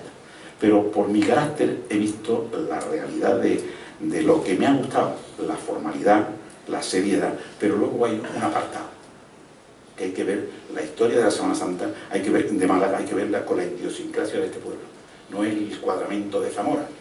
Yo les voy a decir a ustedes que fui a Zamora una vez equivocadamente una Semana Santa, y un Viernes Santo, estoy en la puerta de una iglesia que salían todas las cofradías y había una churrería al lado, y hacía allí por lo menos 100 grados bajo cero, y yo estaba pegado a la churrería sin comer churros, pero calentándome en otra cosa. Y empezaron a salir nazarenos allí, y un nazareno, allí se tiraron 3 horas haciendo nazarenos. Yo creo que estaban dando la vuelta. Ese lo he visto yo, he pasado 2 veces. Ese está entrando por aquí, dando la vuelta, porque Zamora no es tan grande, y aquí hay, y efectivamente salían 10.000 nazarenos. Y a las 10.000 nazarenos, yo vi como un pájaro hacía pi, pi, pi, pi, pi, pi. ¿Esto qué? Dice, es el Cristo. Y me quedé así asombrado. Digo, pero usted, si yo lo que he visto un carrillo y hace así. Es que esta es la historia. Y veo al Cristo desnudo. Y no se me ocurrió otra cosa que decir, mire ustedes, aquí Jesucristo no muere porque lo lleven en el carrillo, sino muere de frío, porque como lo llevan ustedes seguro. Por poco no tengo que estar todavía correr de Zamora para acá. Toda mi vida corriendo. Bueno, pues yo estoy rompiendo un poquillo el esquema tan serio de estos señores, pero la Semana Santa tiene mucha historia. Yo les voy a contar una anécdota que mi amigo Paquito Jiménez Valverde la conoce perfectamente. Aquí había en la Semana Santa, pues lo saca la juventud, la evolución que tuvo Simón Luis en el año 78, y aquí había los clásicos personas que llevan trono hoy, mañana y pasado, no sé a qué cofradía pertenecen, pero pertenecen a todas. Y entonces había uno que llegó, que tenía un bar, le gustaban las copitas, y llevaba funcionada un miércoles santo. Había tomado 3 o 4 copitas bien. Total, que en la mitad del recorrido dice, bueno, yo voy a ir a hacer... Después salió, se tomó otros 2 o 3 chocolates y se incorporó. Y cuando se incorporó iba por calle Lario y dice, bueno, ¿y yo qué hago aquí? Iba en el Rico. O sea, se puso de cartera como iba. O sea, en vez de ser funcionada iba en el Rico. Pues esa es la historia de la Semana Santa. Yo le voy a contar otra historia, que es que en la Semana Santa hay personas célebres que van en cabezas de varales, las conocemos todo el mundo, van en muchas cofradías. Y había un hermano que muy alto, que iba en la cofradía del Rocío, en cabeza de varal. Y un año, yendo por calle Lario, a la altura de calle Chancha, trono para, a la campana, un fallo que alguien le dijo, para el trono, y aquí en mi primero iba así. El trono estaba atrás y él se tiró, pues yo creo que hasta la mitad calle Lario, con el hueso y así, y todo el mundo y cuando tocó la campana para que levantara el trono, el tío se agachó. y ya iba él solo por la mitad calle Lario. O sea, cosas como estas. Antonio, yo me acuerdo, y a mi amigo Juan, desde tenía yo guardado una aquí, que hubo un año que cuando entonces, la Semana Santa, porque digo, ahí están, iban detrás del cautivo. Claro. Entonces la Semana Santa es la Semana Santa. Claro. Claro, porque entonces os lucíais ustedes cruzándolo con los estudiantes en la Alameda. Claro. Bueno, pues aquello llegó Juan Soto, que en paz descanse, a pedir la venia. Llegó Juan Soto solo. De los gitanos no había ni uno en Calle, ni un nazareno en Calle, nadie. El cautivo había pasado y Juan Soto en la tribuna aquí, de pie delante. ¿Y Juan qué pasa? Juan, ¿qué pasa, Juan? Juan callado. Pero Juan, si no viene ningún nazareno. Y Juan callado. Y Juan, al rato de estar allí, y todo el mundo pendiente, todo el mundo de pie allí. Y dice, pero Juan, ¿va a decir que la venia? Dice, que no viene ningún nazareno. Dice, no, que los hijos de puta del cautivo me han quitado los bastones. Esa fue la venia que pidió Juan Soto. Pero le hubo un hermano que le preguntó, cuando pasó la cofradía, Juan, ¿por qué lleva tan pocos nazarenos? Y Juan, como era tan espontáneo, dice, es que a los gitanos la da por morir sin enterrarse todo con la túnica. O sea, pues perdona, eso es verdad. es verdad. ¿No? Yo te estoy diciendo, yo te he dicho que antes, que no te estoy contando anécdotas, yo te estoy contando vivencia. Lo que París es verídico. Pero referente a los gitanos, es verdad que yo he visto, yo estoy en entierro de los hermanos Segura en la calle Las Negros, con la ropa de la cofradía y el bastón metido en la caja, ¿eh? Y se enterraron con eso. Y por eso y yo por dentro sufriendo, porque como siempre, porque eso no era suyo, eso era de la hermandad. Pues otra túnica, otro escapulario, otra capa y otro bastón al boquete. Yo quiero terminar con una anécdota que hace un poco me preguntaron y salió en la prensa. Quiero terminar con una anécdota. Ustedes sabéis que antes en el parque presidencial, pues, de la tribuna de la agrupación, venían personalidades. Y un año, un jueves santo, vino doña Carmen Polo de Franco. Y entonces estaba con una peineta, estaba ella y doña Ramona. Y entonces la sentaron a presidir. Doña Ramona, la mujer de don Camilo Alonso Vega, que ya había hecho la primera comunión entonces, a ver si no la conocía. Y yo estuve con ellos. Bueno, doña Ramona era la mujer de don Camilo Alonso Vega, que era el ministro del Interior, ministro de Gobernación, entonces de la Gobernación. Y entonces, pues claro, vino la cofradía de la Misericordia. Era don Sebastián Peláez, era hermano mayor de la cofradía, y el primer teniente hermano mayor era mi compadre y amigo Pepe Tirado, el Periquito. Y le dice Sebastián Peláez, Periquito, voy a pedir la bella. Y era, la Misericordia entonces era como el rescate. Llevaba la pollinica, el rescate y las capas amarillas. Pues entonces llevaba, todos los niños del barrio los llevaba entonces la Misericordia. Dice Sebastián Peláez, Periquito, ten cuidado, que voy a subir para arriba, que cuide de los niños, a ver si los niños se escapan y la guiamos, que está doña Carmen Polo de Franco persiguiendo. Bueno, Periquito se queda con los niños y sube Sebastián Peláez. Y al llegar arriba, sabéis ustedes que se hace un poquito de reverencia. Aquí mi Sebastián Peláez hizo la reverencia del japonés, se curvó aquí, y en ese momento se levanta doña Carmen con esa peineta grande y le hace Sebastián Peláez cara, y la sentó de culo. La sentó de culo. Aquello se pone nervioso, no sabía con el capirote, claro. No sabía si quitarse el guante para pedir la venia o no quitarse el guante. Total, que allí pidió la venia, como pudo, todo nervioso. Y cuando ahí se vuelve a hacer otra vez referencia, doña Carmen, que como estaba levantada, le pegó otro capirotazo.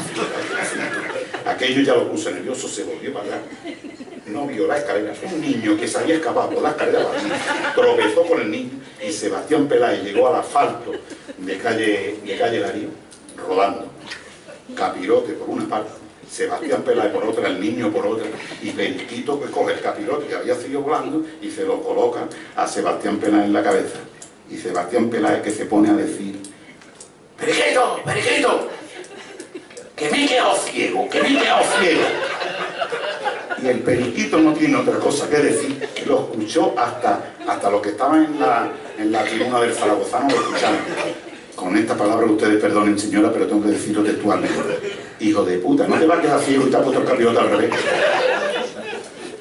Eso fue el anecdotario célebre de aquella Semana Santa. Bueno, pues como esto, en el anecdotario podríamos estar extensivamente, yo no me quiero extender más que 2 minutos menos que Antonio, pero el anecdotario de Semana Santa algún día puede ser que, como se escribe en las páginas web, se escribe en los libros esos que están escribiendo, se han escrito los libros de Pepe Jiménez, de todos los cofrades, algún día escribamos el anecdotario de la Semana Santa, que también es muy instructivo para los que vengan después. Muchas gracias. Bueno, vamos a hacer un ejercicio de serenidad. Yo quería hacer una pregunta, por favor, de 1 minuto cada uno. ¿Y tú quieres contar? No, es que tengo una curiosidad. Vamos a ver, que me queda una preocupación. Dice que bautizaste todos los hermanos mayores un niño. ¿Y qué ha sido de ese niño? No, era niña. Vive. Mal. A cada uno de los componentes de la mesa una pregunta cortita, porque creo que la vivencia personal es enriquecedora también. 2 preguntas. ¿El mejor momento de vuestra vida cofrade y el peor momento? Joder. Si queréis pasamos otra. Yo,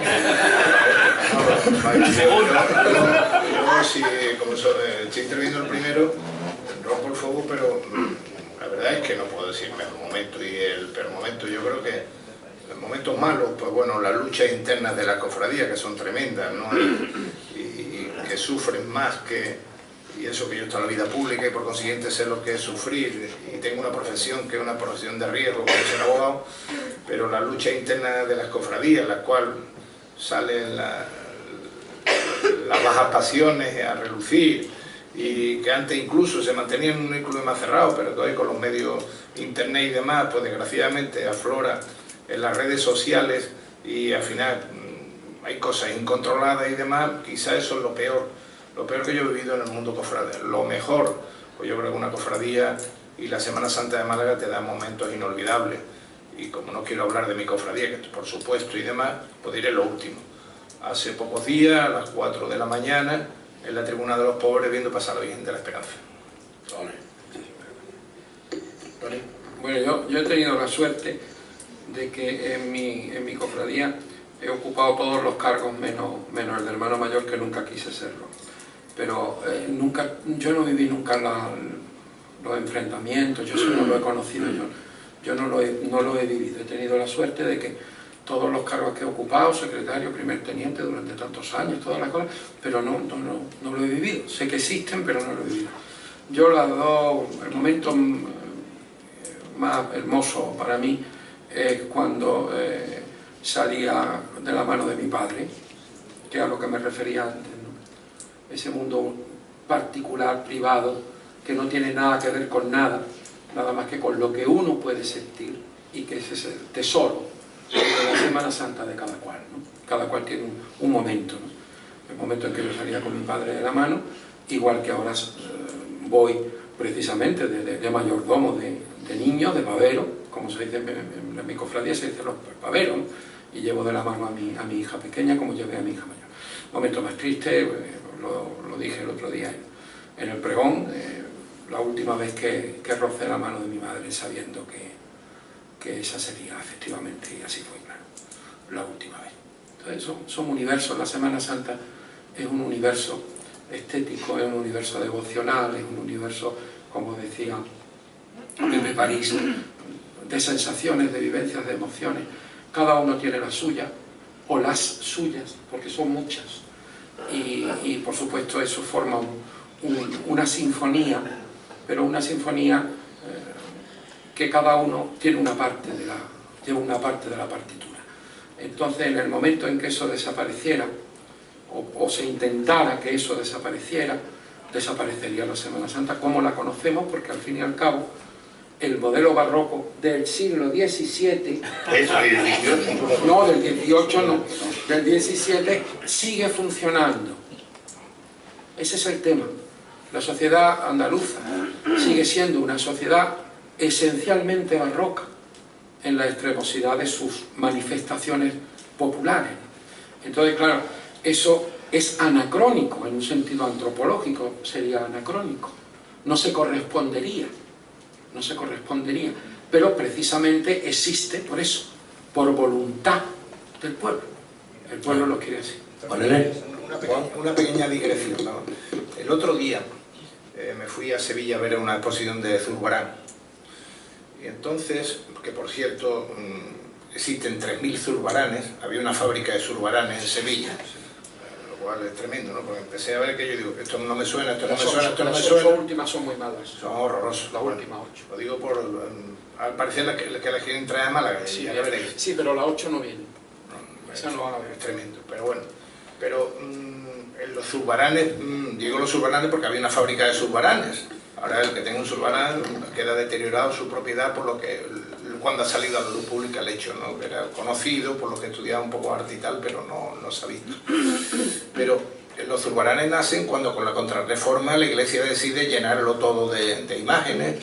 Y bueno, los barcos vienen de Indias a Sevilla y se llevan los galeones llenos de cuadros para llenar las iglesias de toda América. El barroco tan terrorífico, que era terrorífico, nace con la Contrarreforma también. Y cuando hablamos de Contrarreforma hablamos también a caballo 17 y 18. Digo eso por el... No, pero es que le estaba dando la broma. ¿Por qué empezó todo el rato por el 18? Decía yo 17 y 18. No, evidentemente el barroco más exuberante es el 18 ya, el barroco tardío. Ya en el barroco tardío ya se llega a unos niveles, ya con churriguera, ya... Pero bueno, el rococó de alguna manera, el rococó, las formas son más suaves. Pero el barroco pleno hispánico es en el 18 ya, pero además es muy interesante, porque va en contra del modelo. La Iglesia se vuelve relativamente ilustrada dentro de lo que... Pero el pueblo no. El pueblo no. O sea, yo siempre lo pongo en un ejemplo, además Paquito ahora mismo lo va a ver, porque lo conoce muy bien.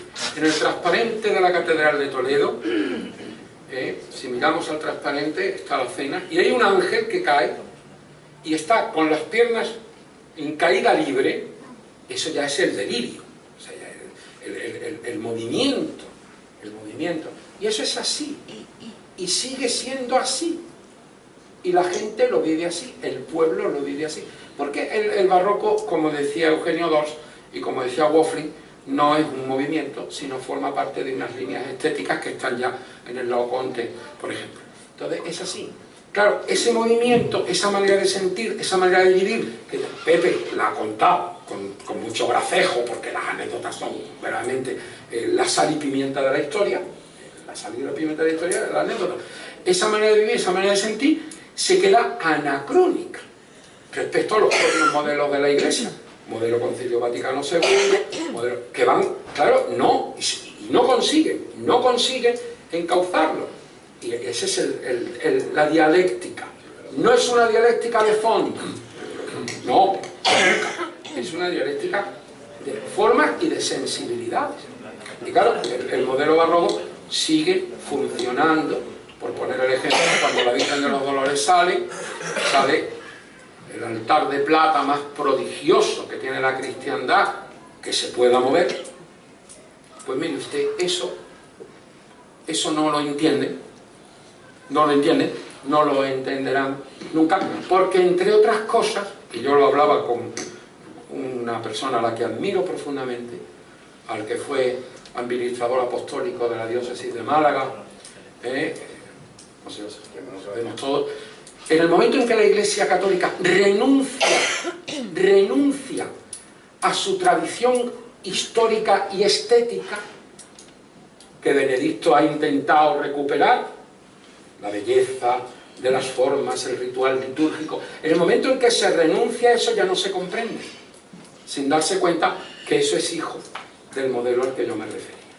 Entonces, claro, en el momento en que ya todo se protestantiza, la Iglesia se protestantiza, entra en un movimiento protestantizante, por otra parte, con un movimiento de la influencia de las izquierdas ideológicas y marxistas.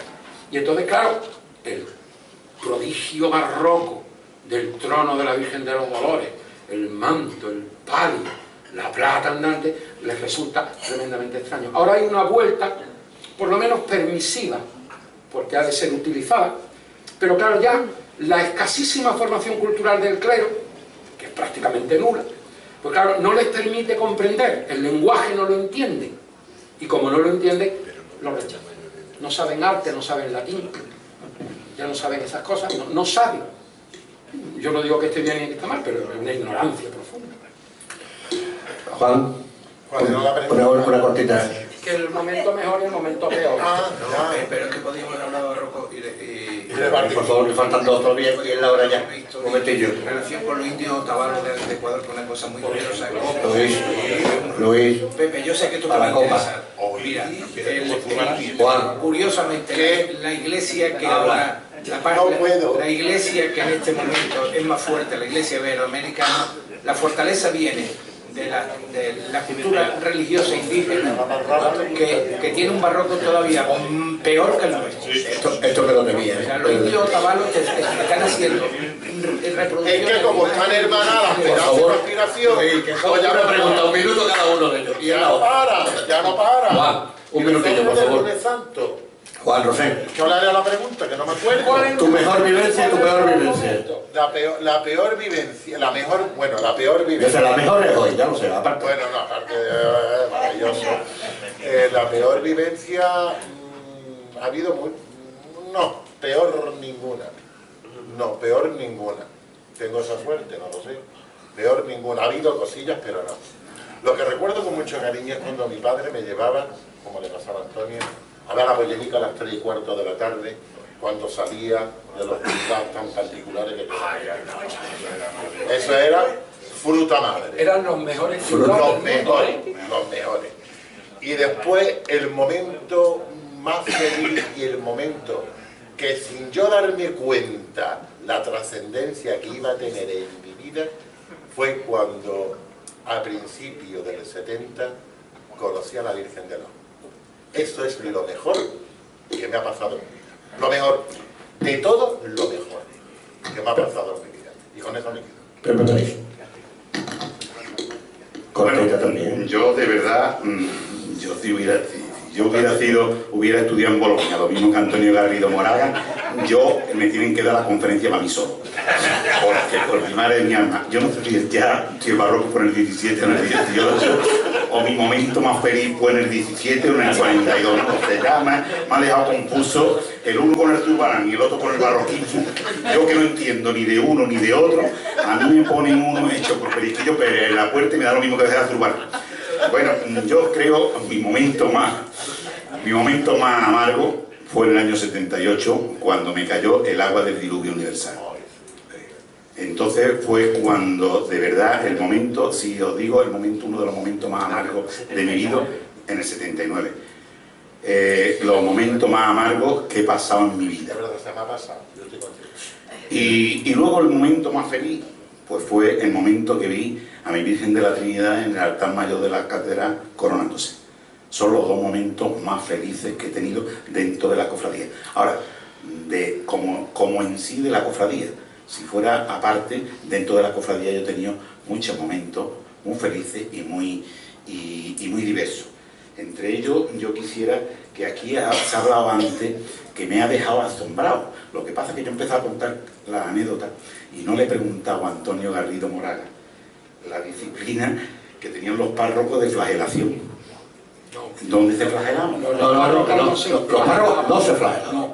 Los párrocos no, eran los frailes. Los frailes. Entonces, ¿Se en una flagelaban? sala especial que se llamaba Sala de Profundis. Sala profunda. Sala de Profundis, sí, bueno, Sala de ¿Y Profundis. eso ya no existe? No.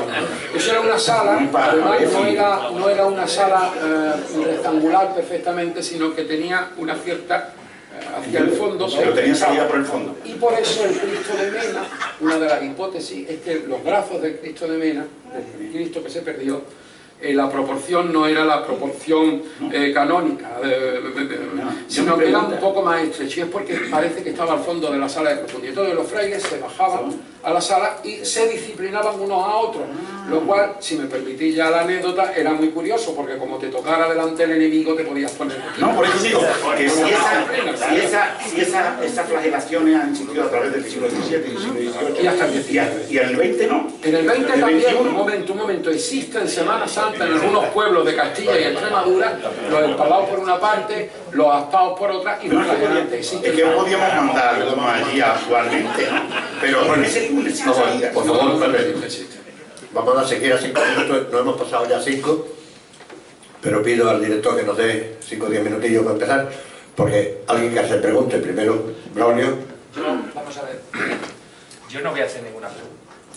Yo como director de las jornadas quería, de justicia, intervenir, sobre todo dirigiéndome a los jóvenes y a todo el público en general que está aquí, para decir que estas jornadas tienen un nivel extraordinario, pero lo que hoy veis aquí es un lujo. Es un lujo. Que os fijéis bien. A eso lo coordino yo. Que os fijéis bien en estas personas, porque son un lujo para la Semana Santa de Málaga y para venir y ofrecernos y enriquecernos y darnos todo su patrimonio de sapiencia y de saber. Eso es lo primero que quería decir. Nos honra vuestra presencia, es un lujo, nos honra, os damos las gracias. Yo a Ramón le agradezco que haya estado condenado a moderar lo inmoderable. Te lo agradezco porque Ramón también podía haber contado muchas cosas, pero ha estado moderando. Y yo se lo agradezco porque los congregantes son obedientes. A Luis Merino le agradezco mucho porque todavía recuerdo que en el año 91, creo recordar que viniste a las jornadas primeras que organizamos en la Facultad de Medicina de la Complutense de Madrid. Tú te has referido a Agua Dulce, pero es que antes, en el año 91, yo no conocía a Luis Merino y le llamo por teléfono. Digo, creo que es bueno que haya alguna cofradía con vínculos militares.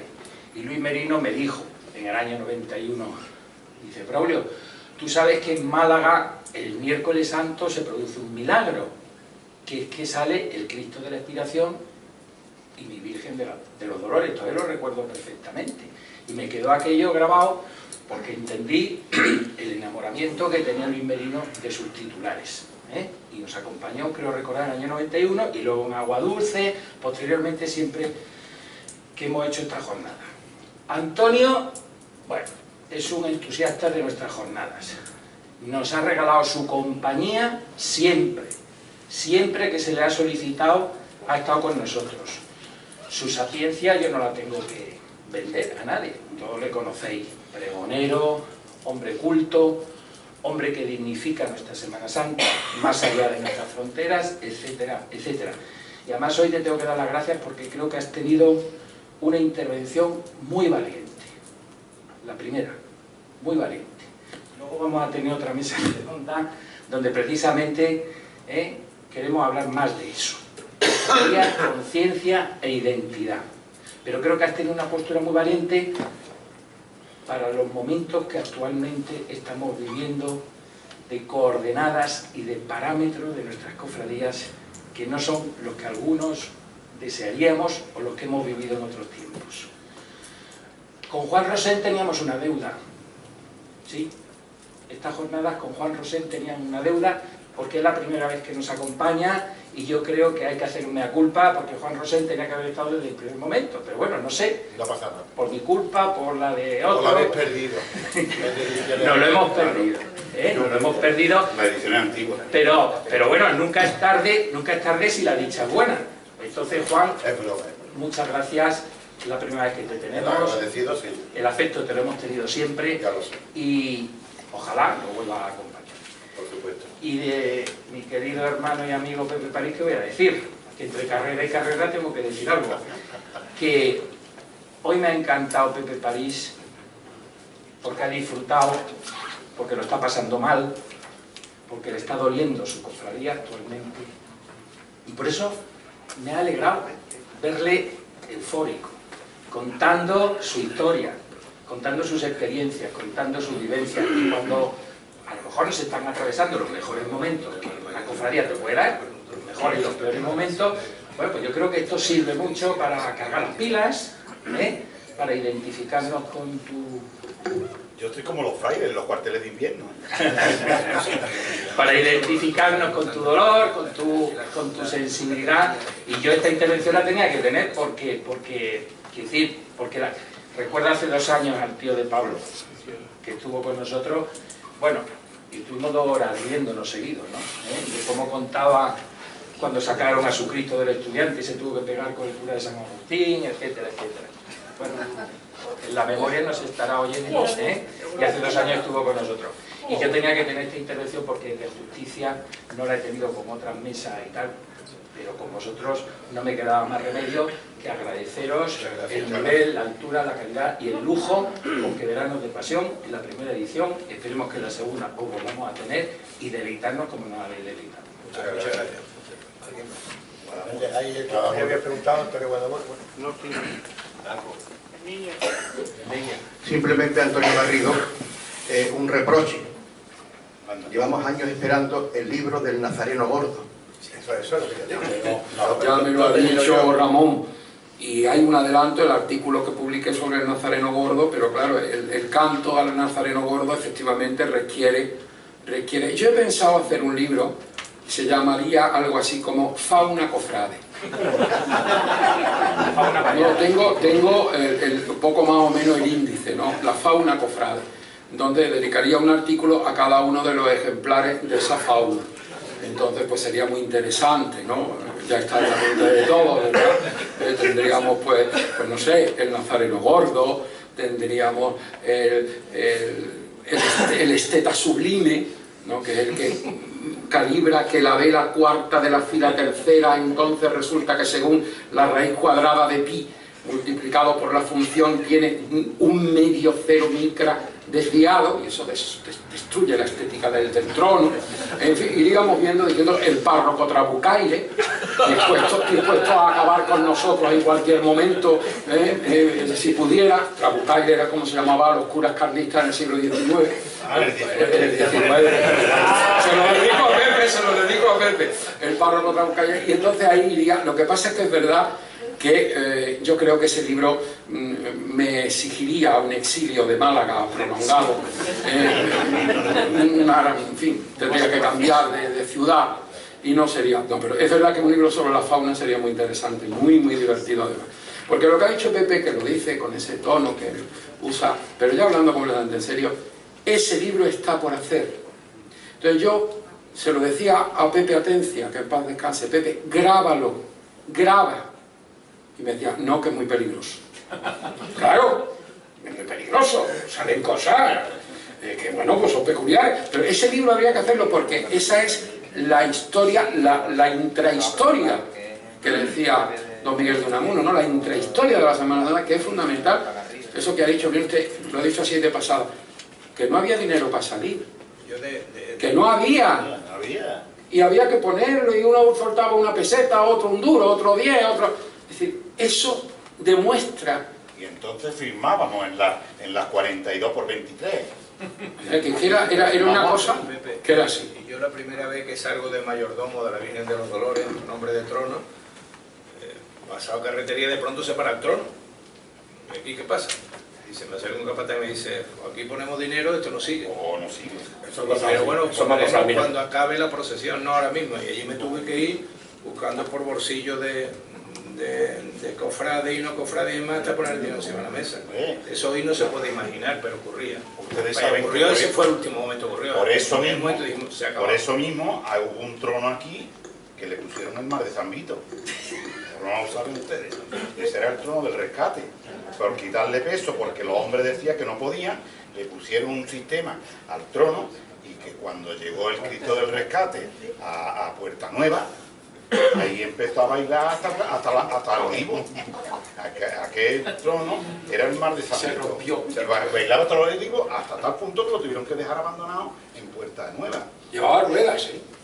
Eran una rueda que llevaba ruedas por unos amortiguadores. Los hombres iban por fuera llevando el trono, pero ayudaban la rueda. Claro. Y como llevaba amortiguadores, aquello empezó a bailar, tal cual lo está contando Bebé, y partió. Es que anecdotario, o para los jóvenes, antes de irme, que en el minuto que no me queda, os voy a decir, aquí con los de la música, con arreglo a lo que ayer se habló de la música, nos habló la mejor banda de música que ha venido aquí a Málaga. Aquí con un trono, en Málaga, un domingo de Ramos, pasó la mejor banda que se ha conocido aquí en Málaga. Y todo el mundo estábamos en la tribuna, calle Lario, escuchando la banda. ¿Qué banda es esa? ¡Qué maravilla de banda! ¡Qué cosa más bonita! ¿De dónde habrán traído esta banda? Y pasó el trono del Cristo y seguía el sonido de la banda, maravillosamente, toca el Lario. Y la banda, ¿qué banda es esta? ¿Qué suena? Llegó el trono a la Virgen y llegó el trono a la Virgen, pero la banda no llegó. ¿Y qué trae un tocadisco debajo del trono a la Virgen? Eso ha pasado en una cofradía del Domingo de Ramos aquí en Málaga. Que dentro del anecdotario de Málaga ya ves si hay para escribir. Tú lo dices, Paloma, las flores de plástico. Y las flores de plástico. 3 cofradías. Y Que una yo no la voy a decir, pero es yo que no la voy a mentir. ha dicho Paloma una cosa Ya y no. también le voy a contestar. Y las velas que le regaló la pollinica, el gobernador García del Olmo las llevó 42 años. Salíamos por la tarde. Claro, salí por la tarde nunca la encendía porque era el día cuando se El enteraba. paro salía encendido. Sí, pero luego la apagaba para bajar. Francisco Triviño estaba totalmente prohibido Encender las velas. Eso habrá sido un milagro que esto. La vela que le regaló García del Olmo a la pollinica, yo la vi, lo mismo que un billete que tenía este de la banda de música de la de María, don Francisco. Tenía un billete y íbamos a todos los pueblos. Yo tocaba en la banda. Qué bonita de va la Trinidad con las Y velas. entonces íbamos a todos los pueblos, y en todos los pueblos, el primero que entraba a merendar entrábamos todos, y el primer billete que se ponía, me acuerdo, de 500 pesetas, don Francisco. Y todo el mundo calado del pueblo. No, don Francisco, que don Francisco hacía. Terminaba en 154, yo lo vi 8 años.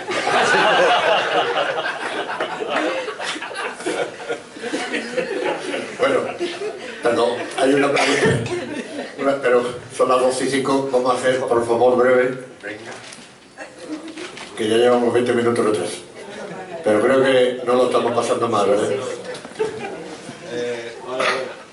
Hola. Sí. Venga, señor.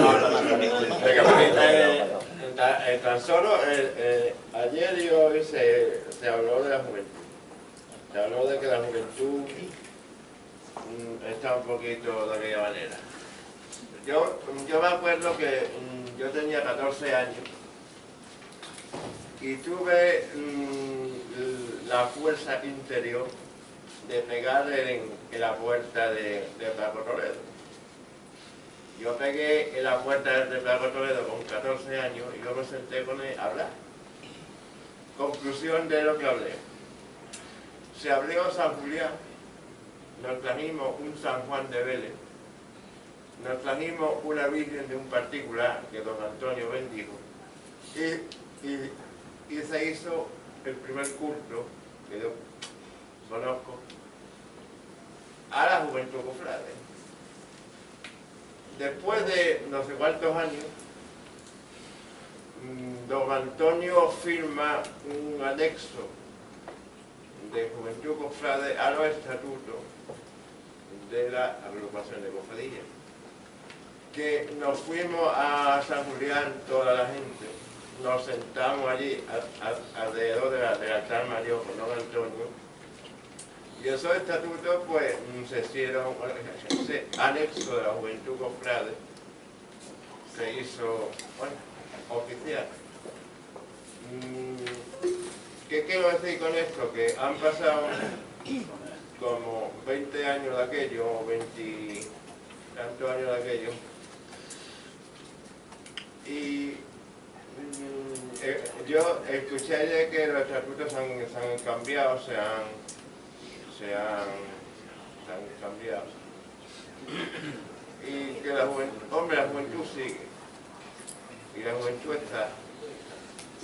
Pero yo creo que estáis conscientes de que cuando el sillón pica, pica muchos años, y debéis de dejar paso a que la juventud dé el paso, como lo disteis vosotros hace 40 años. ¿Terminó? Sí. dos cosas. Primero, que la juventud es una enfermedad que se cura con el tiempo, gracias a Dios. Y segundo, que los que estamos en esta mesa hace ya muchos años que hemos dado el paso de parar. Gracias a Dios que nos ha costado trabajo comprender que hay otra gente que toma iniciativa y se sabe mojar los pies para poder pescar. Pero quizás no sea la mesa esta donde de hacer esto, ¿no? Ayer estuvo en la agrupación, pues sí, lleva razón, 2 días pidiendo la palabra y no te la podía dar por la hora. 2 días escuchando la misma historia. No, aquí no se ha dicho que la juventud no esté mal, ¿eh? Aquí no se ha dicho que la juventud esté mal. Ha dicho que, desgraciadamente, por el éxodo de la gente que se va afuera, es difícil que la juventud venga cada día al centro de su casa hermandad. Yo quizá el tema lo desarrollo de la juventud, pero no, te voy a contextualizar lo que he dicho. Analizando la sociología de quienes forman las cofradías, me encontré con la sorpresa de que, por ejemplo, en mi cofradía, bueno, pues el barrio del Perchel existe ya en la literatura, pero no existe en la realidad. Los habitantes del barrio del Perchel no viven el barrio del Perchel porque no hay vivienda. Espera, entonces, tenemos muchos cofrades de la Inspiración, pero que no viven en el barrio del Perchel. Eso en una generación ha quedado así, pero la siguiente generación se siente más desligada de la cofradía, no digamos la tercera, que ya vamos por la tercera o la cuarta. Entonces se produce una pequeña despoblación de gente joven, y hay gente joven estupenda. Después hay otro problema curioso, que también sería cuestión de analizar, y es que se da mucho en la juventud el cofrade sin cofradía, el cofrade de Twitter y de Internet. Es un tema que habría que analizar. O sea, ese cofrade que es cofrade abstracto, que sabe más que nada de la Semana Santa, de las cofradías, pero que no pertenece a ninguna, porque para mí pertenecer a una cofradía es implicarse en la cofradía, en el día a día de la cofradía y trabajar la cofradía. Y si hay problemas en la cofradía, desde dentro intentar resolverlo y ayudar. Y en la cofradía no es solo salir en procesión, la cofradía también es ser voluntario en Corinto, la cofradía también es meterse en albacería a limpiar cosas, la cofradía también atender al que lo está pasando mal y echarle una mano por encima, etcétera, etcétera. Y hay una parte de la juventud que vive las cofradías a través de Internet y Twitter, y creo que eso también es un problema que habría que analizar. Pero, como dice, para mí es que no existe juventud en la cofradía, yo creo que somos todos iguales, igual que no existe hombres y mujeres. Creo que esas separaciones me parece ya totalmente superadas, y lo que sí analizaba era en un momento concreto cómo se va despoblando de familias de las cofradías porque ya no viven en el entorno de la cofradía. Es un fenómeno que sobre todo en los años 60 y 70 se vio, y yo lo descubrí en el año 90, que me invitaron a esa conferencia en Agua Dulce, y mandé un cuestionario a 15 o 20 cofradías. Me respondieron muchísima gente, y una de las cosas que ponía era eso: oye, edad, antigüedad, tal y cual, después, ¿dónde vivías, dónde vives y por qué está en la cofradía? Y es curiosísimo como al final analiza cómo el barrio se despuebla, la cofradía sigue, la primera generación que se va del barrio a otro sitio en el extrarradio o Churriana o en Torremolinos sigue manteniendo, sigue pagando la cuota, la segunda menos y la tercera desaparece. Y la tercera son la gente joven, que muchos de ellos son cofrades por referencia histórica, pero ya no saben ni de qué cofradía. Y sobre todo el último hecho que hay, que es constatable en el momento que mete así y toca, es el cofrade sin cofradía, el cofrade de Twitter, que le llamo yo. Que eso sí que es un tema que habría que estudiar, nada más. Bueno, creo que nos hemos pasado un poquito, casi. Pienso que ha sido una mañana simpática, primer tramo, y con esta mesa de lujo que tenemos, lo menos que podemos hacer es agradecer. Muchas gracias.